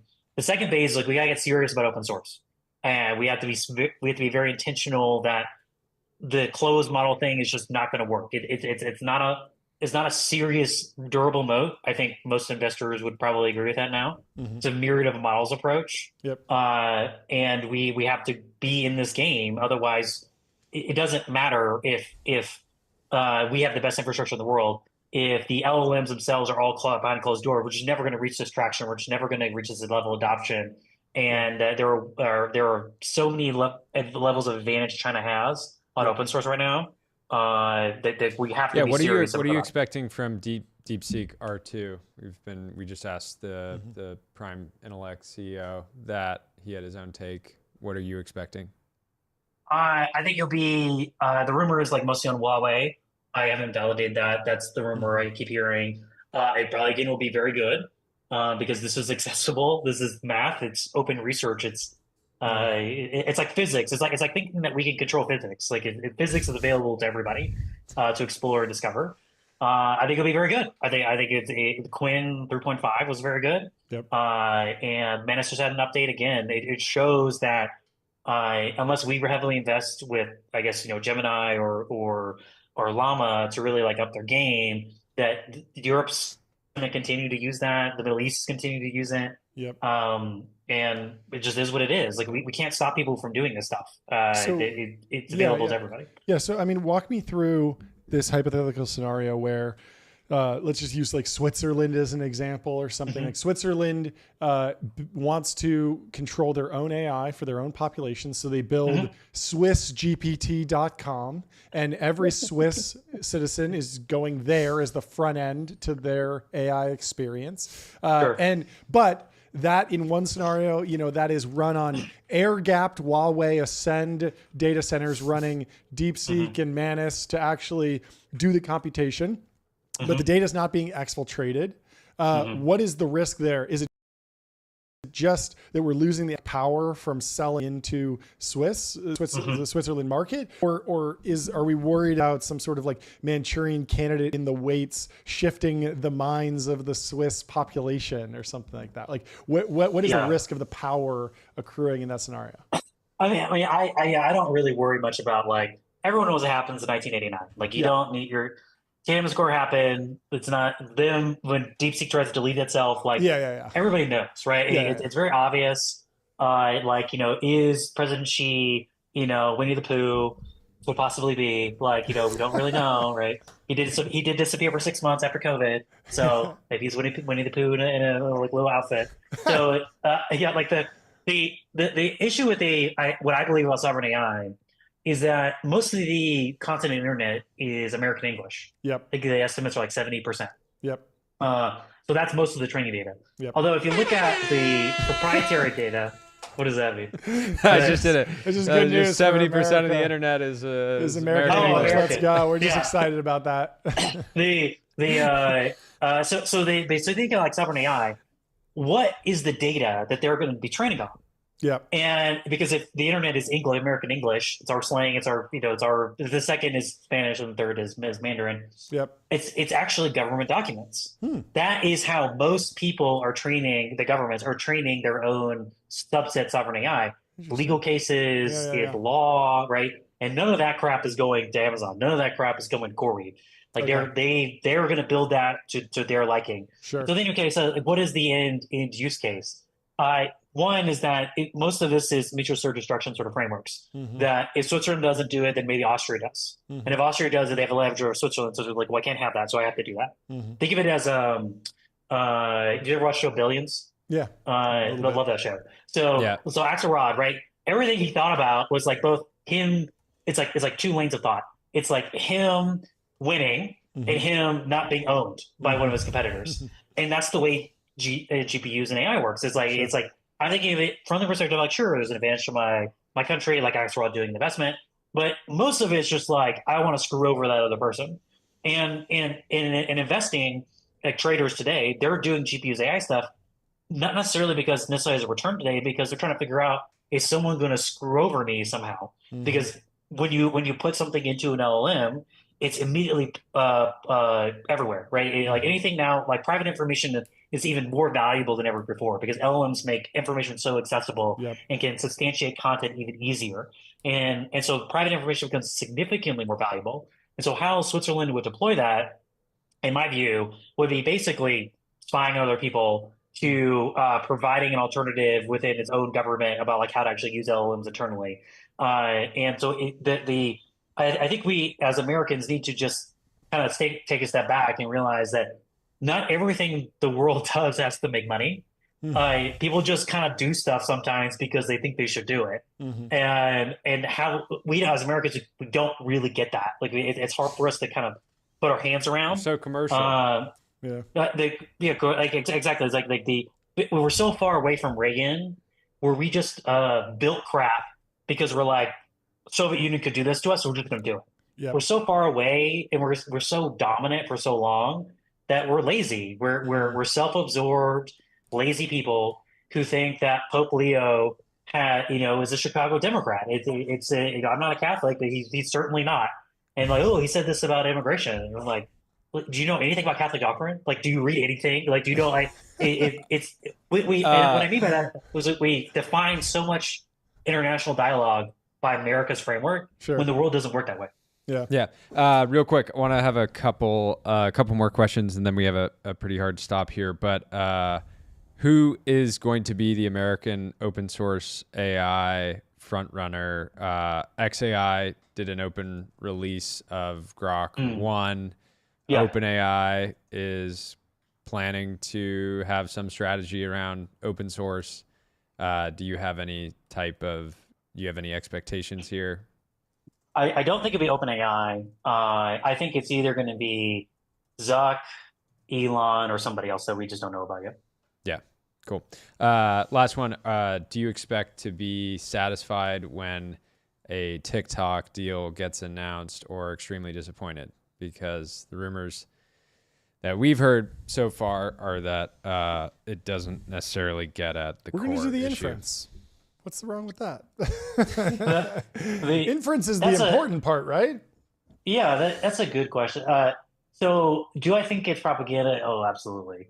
Do I think it matters in terms of the trajectory of our culture? No. Like blaming Chinese, good boogeyman, like on the fact that our kids are lazy and stupid is asinine. It's classic like white guilt sort of chucking Freudian frameworks. And like the reason why it's actually, like your kids will actually be fine. They're leaning very heavily libertarian, so they're actually good. Just kind of like late millennial, because I'm a midlife millennial, so I'm more Gen Xer. So this kind of like late millennial, early next gen that are very Marxist in their kind of like frameworks, and they've been told things about there were objectively lies about our country, about how like life works and success works. And I feel bad for them, like, because they were told things that were not true. But like saying that, the reason why, Chinese kids are doing math is because TikTok like encourages math is pretty stupid. Like it's like no, maybe just like no. My frustration was, if you're in the middle of an ideological war, trade war, sort of great power conflict, we're not, multipolar is not possible. It's just sort of like the U.S. or nothing. Why would you allow your adversary to own what is effectively like one of the largest news channels into the U.S. population? And why would you kind of ignore that, right? Because even getting delivering brain rot. Like Americans are going to get brain rot from somewhere, right? They have an insatiable appetite. But I'd prefer it to be I'd prefer it to be an American-made brain rot. These platforms do influence public opinion but anyways, probably a longer conversation. We'll have you back on when the news gets announced. And always a pleasure, Aaron. Have a good day. God bless, guys. Talk to you soon. Cheers. I want a hat. Jordy, I want a hat. I got you. I got you. You get a jacket too. You're gonna get the full. Oh, dude. You get the full set. You're gonna get the full set. Thanks, Aaron. Great chat. Talk to you soon. Bye. Find your happy place. Find your happy place. Book a wander with inspiring views, hotel-graded amenities, dreamy beds, top-tier cleaning, 24/7 concierge service. It's a vacation home, but better, folks. Also, head over to getbezel.com. Your Bezel concierge is available now to source any watch on the planet. Seriously, any watch. And our next guest is Dan Gray. I have been following him for just a few days, but I wanted to have him on the show. He's put out some fantastic posts about venture capital market dynamics, and I thought it'd be interesting to have him on the show and pick his brain and have him break down what he's seeing in the venture capital markets. I want to talk to him about large scale-up VCs, the cram down in the angel and seed market, all the fun dynamics. So welcome to the show. Dan, if you're there, can you hear me? How you doing? Long-time listener, first-time caller. Glad to be here. Yeah, great to have you. Can you take me through actually, first, let's kick it off with just an introduction. Who are you? What do you do? Break it down for everyone. Sure. Yeah, I'm, my kind of day job is head of insights at Equidam. We're a startup valuation platform. And that's kind of the perspective from which I come at all of this. Yep. I think what I'm most known for is like long walls of text on Twitter about the venture industry. And what was the most recent long wall of text that you put out? Yeah, that was kind of like a summary of the last year or so of observations. Like not a very venture capital and ailing asset class, addressing a lot of the challenges that we've seen. Yes. But it moves towards like solutions, better practices, some ideas for how the industry can evolve so everybody comes out of it better, LPs, founders, GPs. So what are the key cracks? Why is venture capital ailing? What are the key problems that you're seeing? What are the indicators? What are the metrics that you're tracking? Because a lot of people have been saying we're so back. It looks really good. There's big funds. Everyone's doing well. Everyone's making money. It seems like it. So this was kind of an odd take to see, but open to hear the argument, obviously. Yeah, I think kind of what we see at the moment, if you look very broad, big picture, is like stagflation. There is, I would say, less activity than before, but prices in concentrated areas are much higher. And for a lot of people, that's a very bad thing. If you're a founders fund and you can win on merit and get into any deal you want, you're doing fine at the moment. That's okay. If you're Andreessen Horowitz and you have the scale to buy into any deal, you're also doing fine. But a lot of my writing is actually really aimed at like the middle of the market, GPs who, could be doing better maybe if like better practices were more accessible to them, or if the market was a bit more stable. And similarly, LPs who have a difficult time picking, if they're not already in like the founders funds and USVs, how they can be guided towards better decisions and better returns. So is this just affecting new managers who raised funds maybe during ZERP, or are you seeing cracks in kind of the legacy firms that have dropped out of the public eye? They're not as competitive, but they've been in the game for a decade. They have kind of an institutional structure. Maybe they're not raising multi-billion-dollar funds, but they have a model where it's like, $300 million fund every 2 years. You deploy it. It's great business. All the partners are going to retire wealthy. Is there risk for that type of mid-market VC firm? I think the ones that are struggling the most at the moment are perhaps the ones that like haven't evolved as quickly as the market has shifted in the last year. So we've seen this much talked about bifurcation into like what I call venture banks, so like Andreessen Horowitz and Thrives, etc. And the kind of traditional model of VC, which is, contrarian investing, a bit more disciplined, you could say, on that front.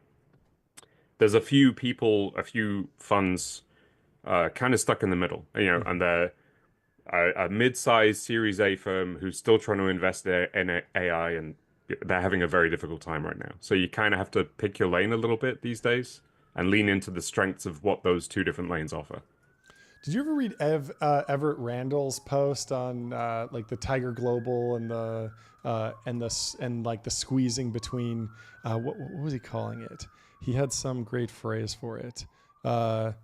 Playing different games, why Tiger is eating your lunch and your deals. It was kind of talking about how Tiger and the crossover investors came in and they were just commodity capital that you could just show up with a deck and get a term sheet the same day. And it was very much like venture bank versus the, how did he describe it? He said he described one of the funds is like J.C. Penney funds, which is very rude.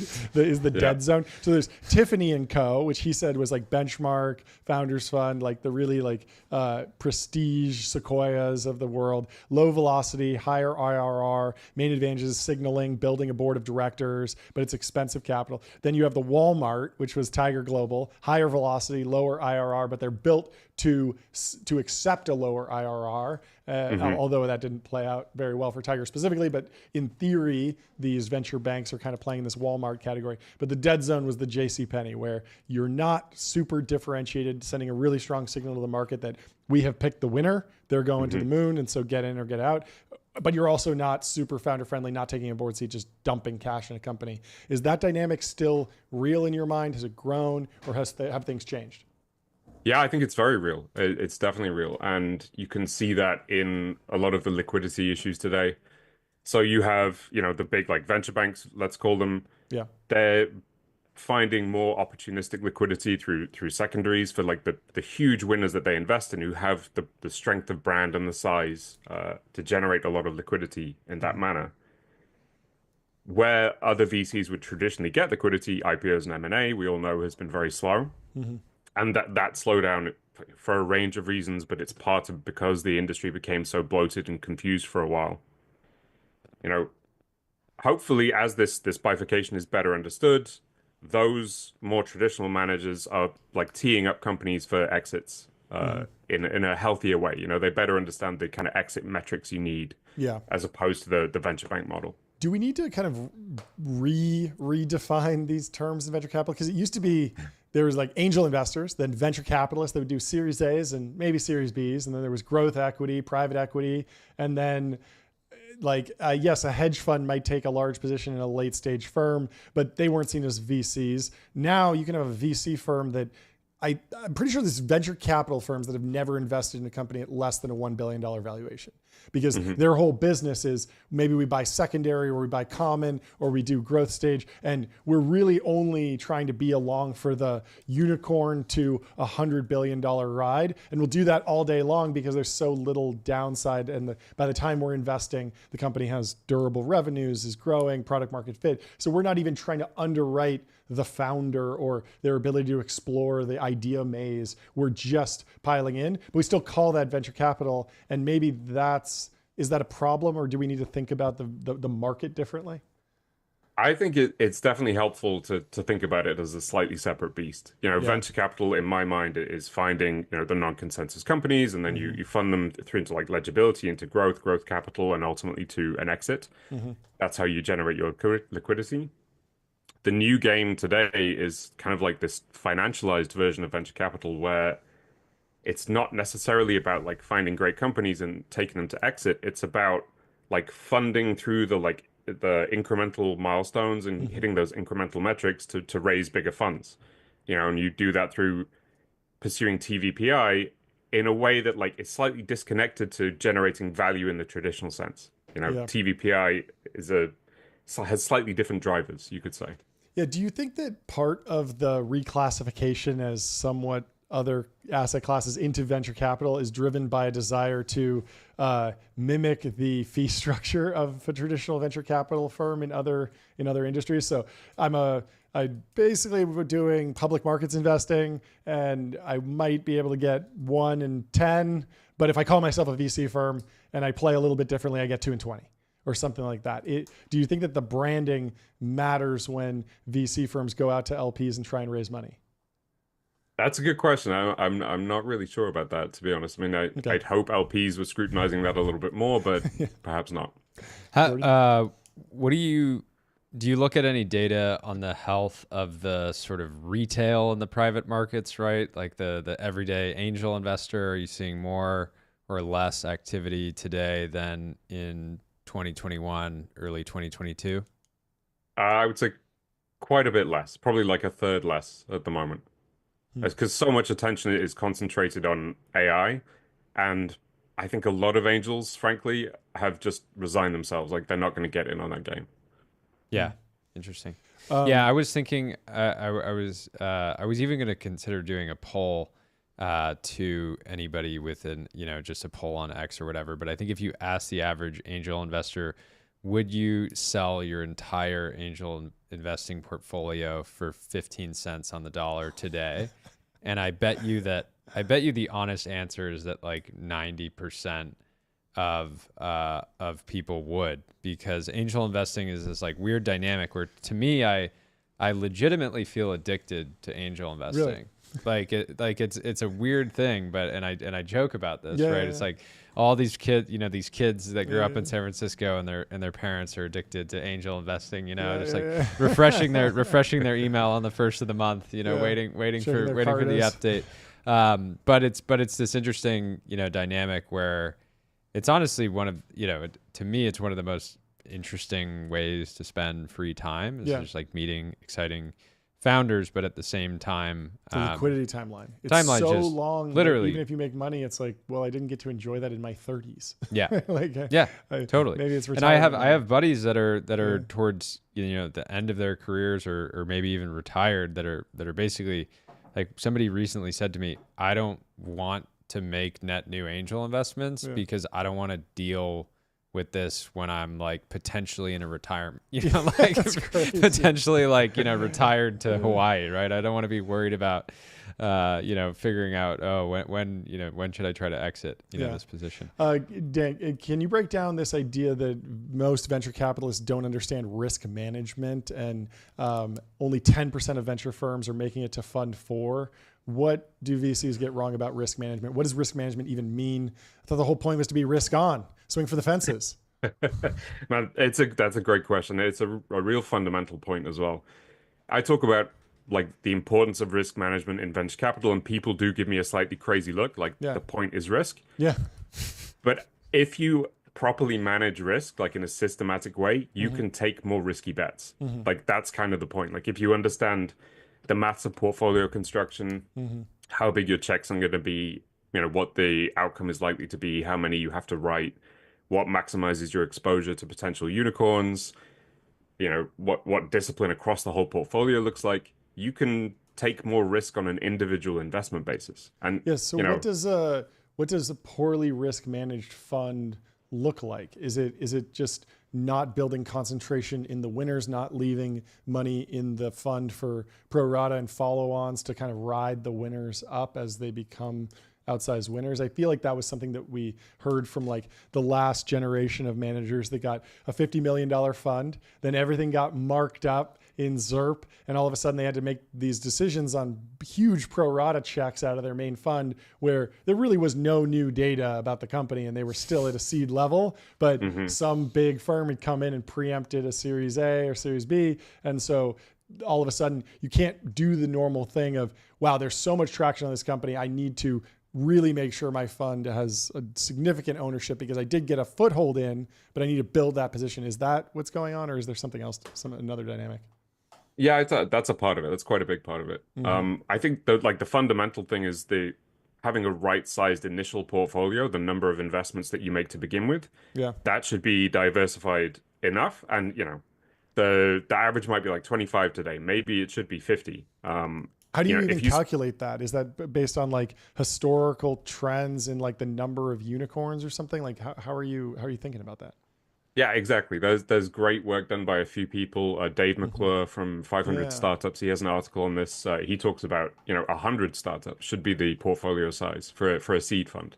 Wow. Because of the small percentage that eventually become unicorns or decacorns. Yeah. And you fundamentally don't know to begin with which ones are going to work out. That's kind of the problem, is VCs overconcentrate. And of course, if you're I've spoken to some great GPs about this concept, and they always push back because they have 15 companies and they're all doing great. And that's like, fine, good for you. You're in the top 2%. It's the other 98% that I'm kind of thinking about. But is that really a way to get to like, by definition, to be in the top 2%, don't you have to behave like the top 2% and just actually like consider it a skill issue and just make sure if you're trying to get, I can see the argument if you're trying to get past fund 4, which is like the milestone, you need to have bangers in the first fund, right? Like even if you're not necessarily, even if your ownership is not amazing, you need to be able to prove that you can get into winners at all to some degree. And so I've seen that strategy play out fairly nicely, where as long as you're in a handful, just showing that you can get in is kind of like key proof points, even if you're not able to concentrate, 5+% of your fund in a single company. Yeah. Do you think LPs are more willing to forgive on mistakes of portfolio construction, not sizing into winners, easier than missing winners and having like, okay, yeah, you built the portfolio perfectly, you got concentrated into your winners properly, but you didn't have any of those really sexy companies in the portfolio? Well, I'd like to think ultimately what matters is, the end multiple, the IRR, the performance of the fund, and everyone, the majority of emerging managers come out swinging for the fences every single time they want a 10x fund. And in doing so, they are themselves boom or bust. If they fail and it's less than returning capital, they have no room to learn. They can't improve for the next fund. There's no step 2. If they are a bit more conservative, a bit more diversified, and they return like 2.5, 3x, maybe they get a fund too, and they learn and they can improve and earn concentration over time. Isn't there something beautiful about the fact that both startups follow a power law and venture capital firms exhibit a power law? Like there's a kinship here that it's like, hey, we're all either going to be rich or poor here. There's no median outcome. You're not just a bank to me. You're not going to be around unless this works out. You're living under the power law just as much as I am as the entrepreneur. I would disagree with that, to be honest with you. Please. I think it's a better world for everybody if the VCs are more stable. Okay. You know, they are very power law. They are boom and bust. Yeah. They don't really have to be. They don't have to be. Interesting. Well, yeah, this is great. This was great. Yeah, Thank you for so coming much, on and sharing. Next time you have a report, give us a heads up, and love to have you back on. We'll talk to you soon, Dan. This is great. Cheers. Thanks so much. Thank you. Let's run through some timeline. Let's give some updates. Whatever else is in the news. I've got an idea before we jump into the timeline. Please. Should we talk about Figma? Of course. Tell us about Figma. Is the design tool of my dreams. It's a tool that I have used for my entire career at this point. Think bigger, build faster. That's great. We should hit an air horn for that. Redesign how you design. Explore your ideas freely and iterate quickly. We should make an actual like song. Old school style radio ad for sure. For this. But anyways, Figma launched a bunch of new features last week at Config, one of which is very cool. They allow you to generate marketing various types of assets based off of your brand book. It's called Figma Buzz. Very cool. So exciting new feature from them alongside sites and kind of the core design tools that you probably already use and love. So go check out Figma Buzz and sites, and thank you to Figma. Thank you to Figma. Should we talk about some timeline? Let's do it. Jason Calacanis of the All In podcast is taking the movie industry to task. He says the movie industry is effing clueless. Make a $19 a month, all you can watch, $10 plus $10 for each kid and $49 for a family of 5. Watch the money pour in. He wants a subscription. Movies would be huge if you made it a season pass like the ski industry did with the Epic Pass. Show old movies too for bonus points. AMC will slash prices on Wednesday as the news by 50% starting in July. The goal is to get more people in theaters between weekends. What's interesting is that I saw a separate article about how the modern instantiation of Movie Pass is wildly successful. Have you heard of this? I think it's like, well, yeah, apparently AMC has a subscription product already. They do. I think the interesting thing that Jason called out is showing old movies. I think one of the challenges is that there's so few new movies coming out that people are genuinely, wanting to get up and go see. Yep. I don't know if old movies would do it, but they do re-releases all the time, and they are available. And I don't think they build as much hype because I think there's some weird dynamic in the movie industry where unless you see the billboard and the hype and like you're texting your boys. I think it comes down to scarcity. They need to pull movies off the internet entirely for a year. It's good. And then just build it up and being like, we're bringing it back. Some people will be like, well, I have a DVD. I can watch it anytime. Good luck playing a DVD on your home entertainment system if you got it in the last 5 years. Not going to work. Anyway, staying with the All In podcast, Chamath Palihapitiya says not nearly enough people are talking about the implications of Klarna rolling back some of their AI bets, not knowing any of the details. I can guess why. Replacing determinism of humans with probabilistic code is fraught with edge cases and require new ways of software development and process engineering that aren't well solved. The implications to an entire generation of AI apps will be severe as more companies come to terms with the difficulty in getting products to work reliably in production with AI in the loop. Customer service may be the first funeral signpost. The result will be that many startups need to pivot to simply use AI for narrow use cases and otherwise act deterministically. So what have people funded then? An AI company? No, not really. Just a really overpriced SaaS company at AI valuations. Interesting. What do you think? I thought the conversation with Owen yesterday from Intercom was super insightful, right? They are incredibly well positioned to deliver AI to CX teams and unlock the power of it, but they're not saying he wasn't coming on and saying 99% of tickets are solved by AI today. He believes that, we can get there over time. And his hot take was that, AI was, better than humans already at a lot of things, right? It stays on script. It doesn't get tired. It doesn't get short. It's not temperamental. All these things that, end up creating a better customer experience. Once the quality is at a certain point. It's this idea that like we overestimate what can be done in a year, underestimate what can be done in a decade. You got superhuman autocomplete for every single one of your customer service agents. You got much better ways to navigate a knowledge base effectively and just serve up a better Google search, use it as a knowledge engine. And so that should drive those. But trying to go full Klarna mode and saying, we're not hiring anyone, we're going to be a one-person company, probably a little aggressive. Anyway, Avi Schiffman, founder of friend.com, says, I met my investors LPs and realized I'm just working for college endowments and family offices. Activate golden retriever. You are.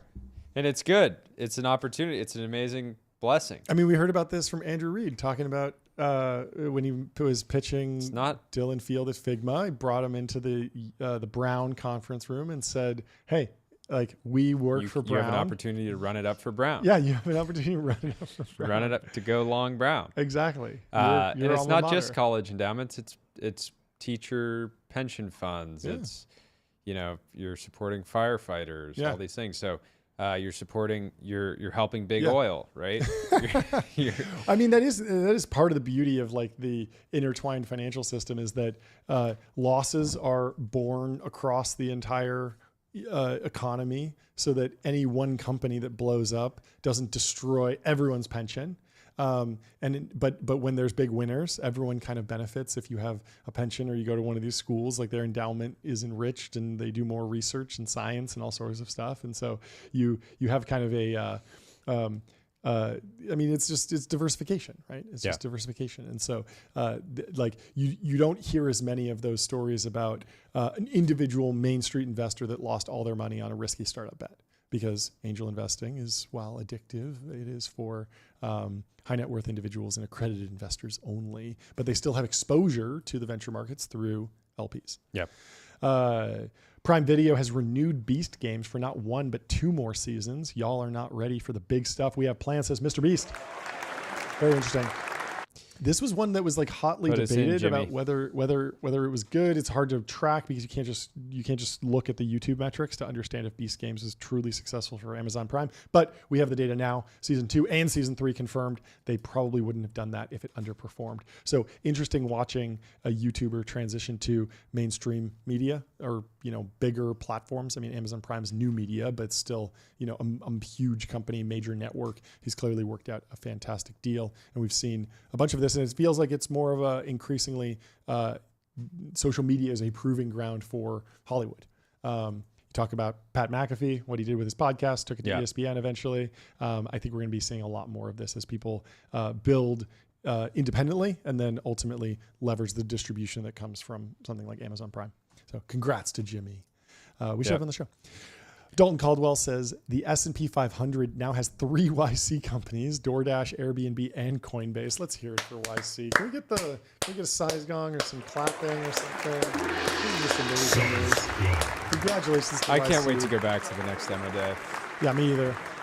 It is actually crazy how big that YC has done this, because no other incubator is even close, right? And I'm excited for the update in 2055. The S&P 500 is now 60% Y Combinator companies. For sure. Certainly, if you expand that to YC founders running companies, probably even PG bigger. says 497 to go. 497 to go. PG, I like it. On a conquest. Good job. And all are consumer tech. Yeah. Right? Everybody says build B2B SaaS until you see some of the biggest outcomes. Just wait. I mean, a couple of those payroll companies will be in the S&P 500 pretty soon, I'm pretty sure. Anyway, all 3 hopefully. Aiden says Uber would be a lot cooler if it was called American Express. I just love this guy. 7 likes, low TAM, but low TAM banger. Yeah. He also had another post that we didn't get to yesterday that was like, if the airline's calling your name personally as you board the flight, it's basically like flying private. I thought that was funny. Anyway, shout out to Aiden. Great programmer. Great hacker. Airbnb is launching, they're unveiling their next chapter. This is going live today. I don't actually have the update, but yeah, so they're launching founder so they're launching new services, businesses. Cool. Oh, interesting. There's a redesigned app. So remember, they condensed a bunch of launches into one. Yep. And they were doing like Airbnb experiences for a while. Yeah, as well expanding as beyond travel. homestays, and I guess they're going to invest $250 million into this new sort of business line, where you can like, it seems like an extension of their kind of experiences product. Sure. But that's cool. Anyways, hopefully they can. Hopefully they don't crush under the weight of competition with Wander. Yeah. Honestly, that's my only hope, because I love Brian Chesky, Series B founder mode CEO. Love him, but they're going to be feeling the heat. They're going to be feeling the heat from Wander for sure. Adam D'Angelo said, at Quora, we recently tested switching from Zoom to Google Meet for a week. Google Meet is better in many small ways, but a bit worse in one big way, audio quality, particularly background audio noise cancellation and echoing. That kills it. So we're staying on Zoom. This is funny. Just like, hey, I did this A/B test, and we're sticking to Zoom. And Sundar Pichai responds, says, "Hey, founder Adam, mode. We'll follow up offline as we haven't experienced this.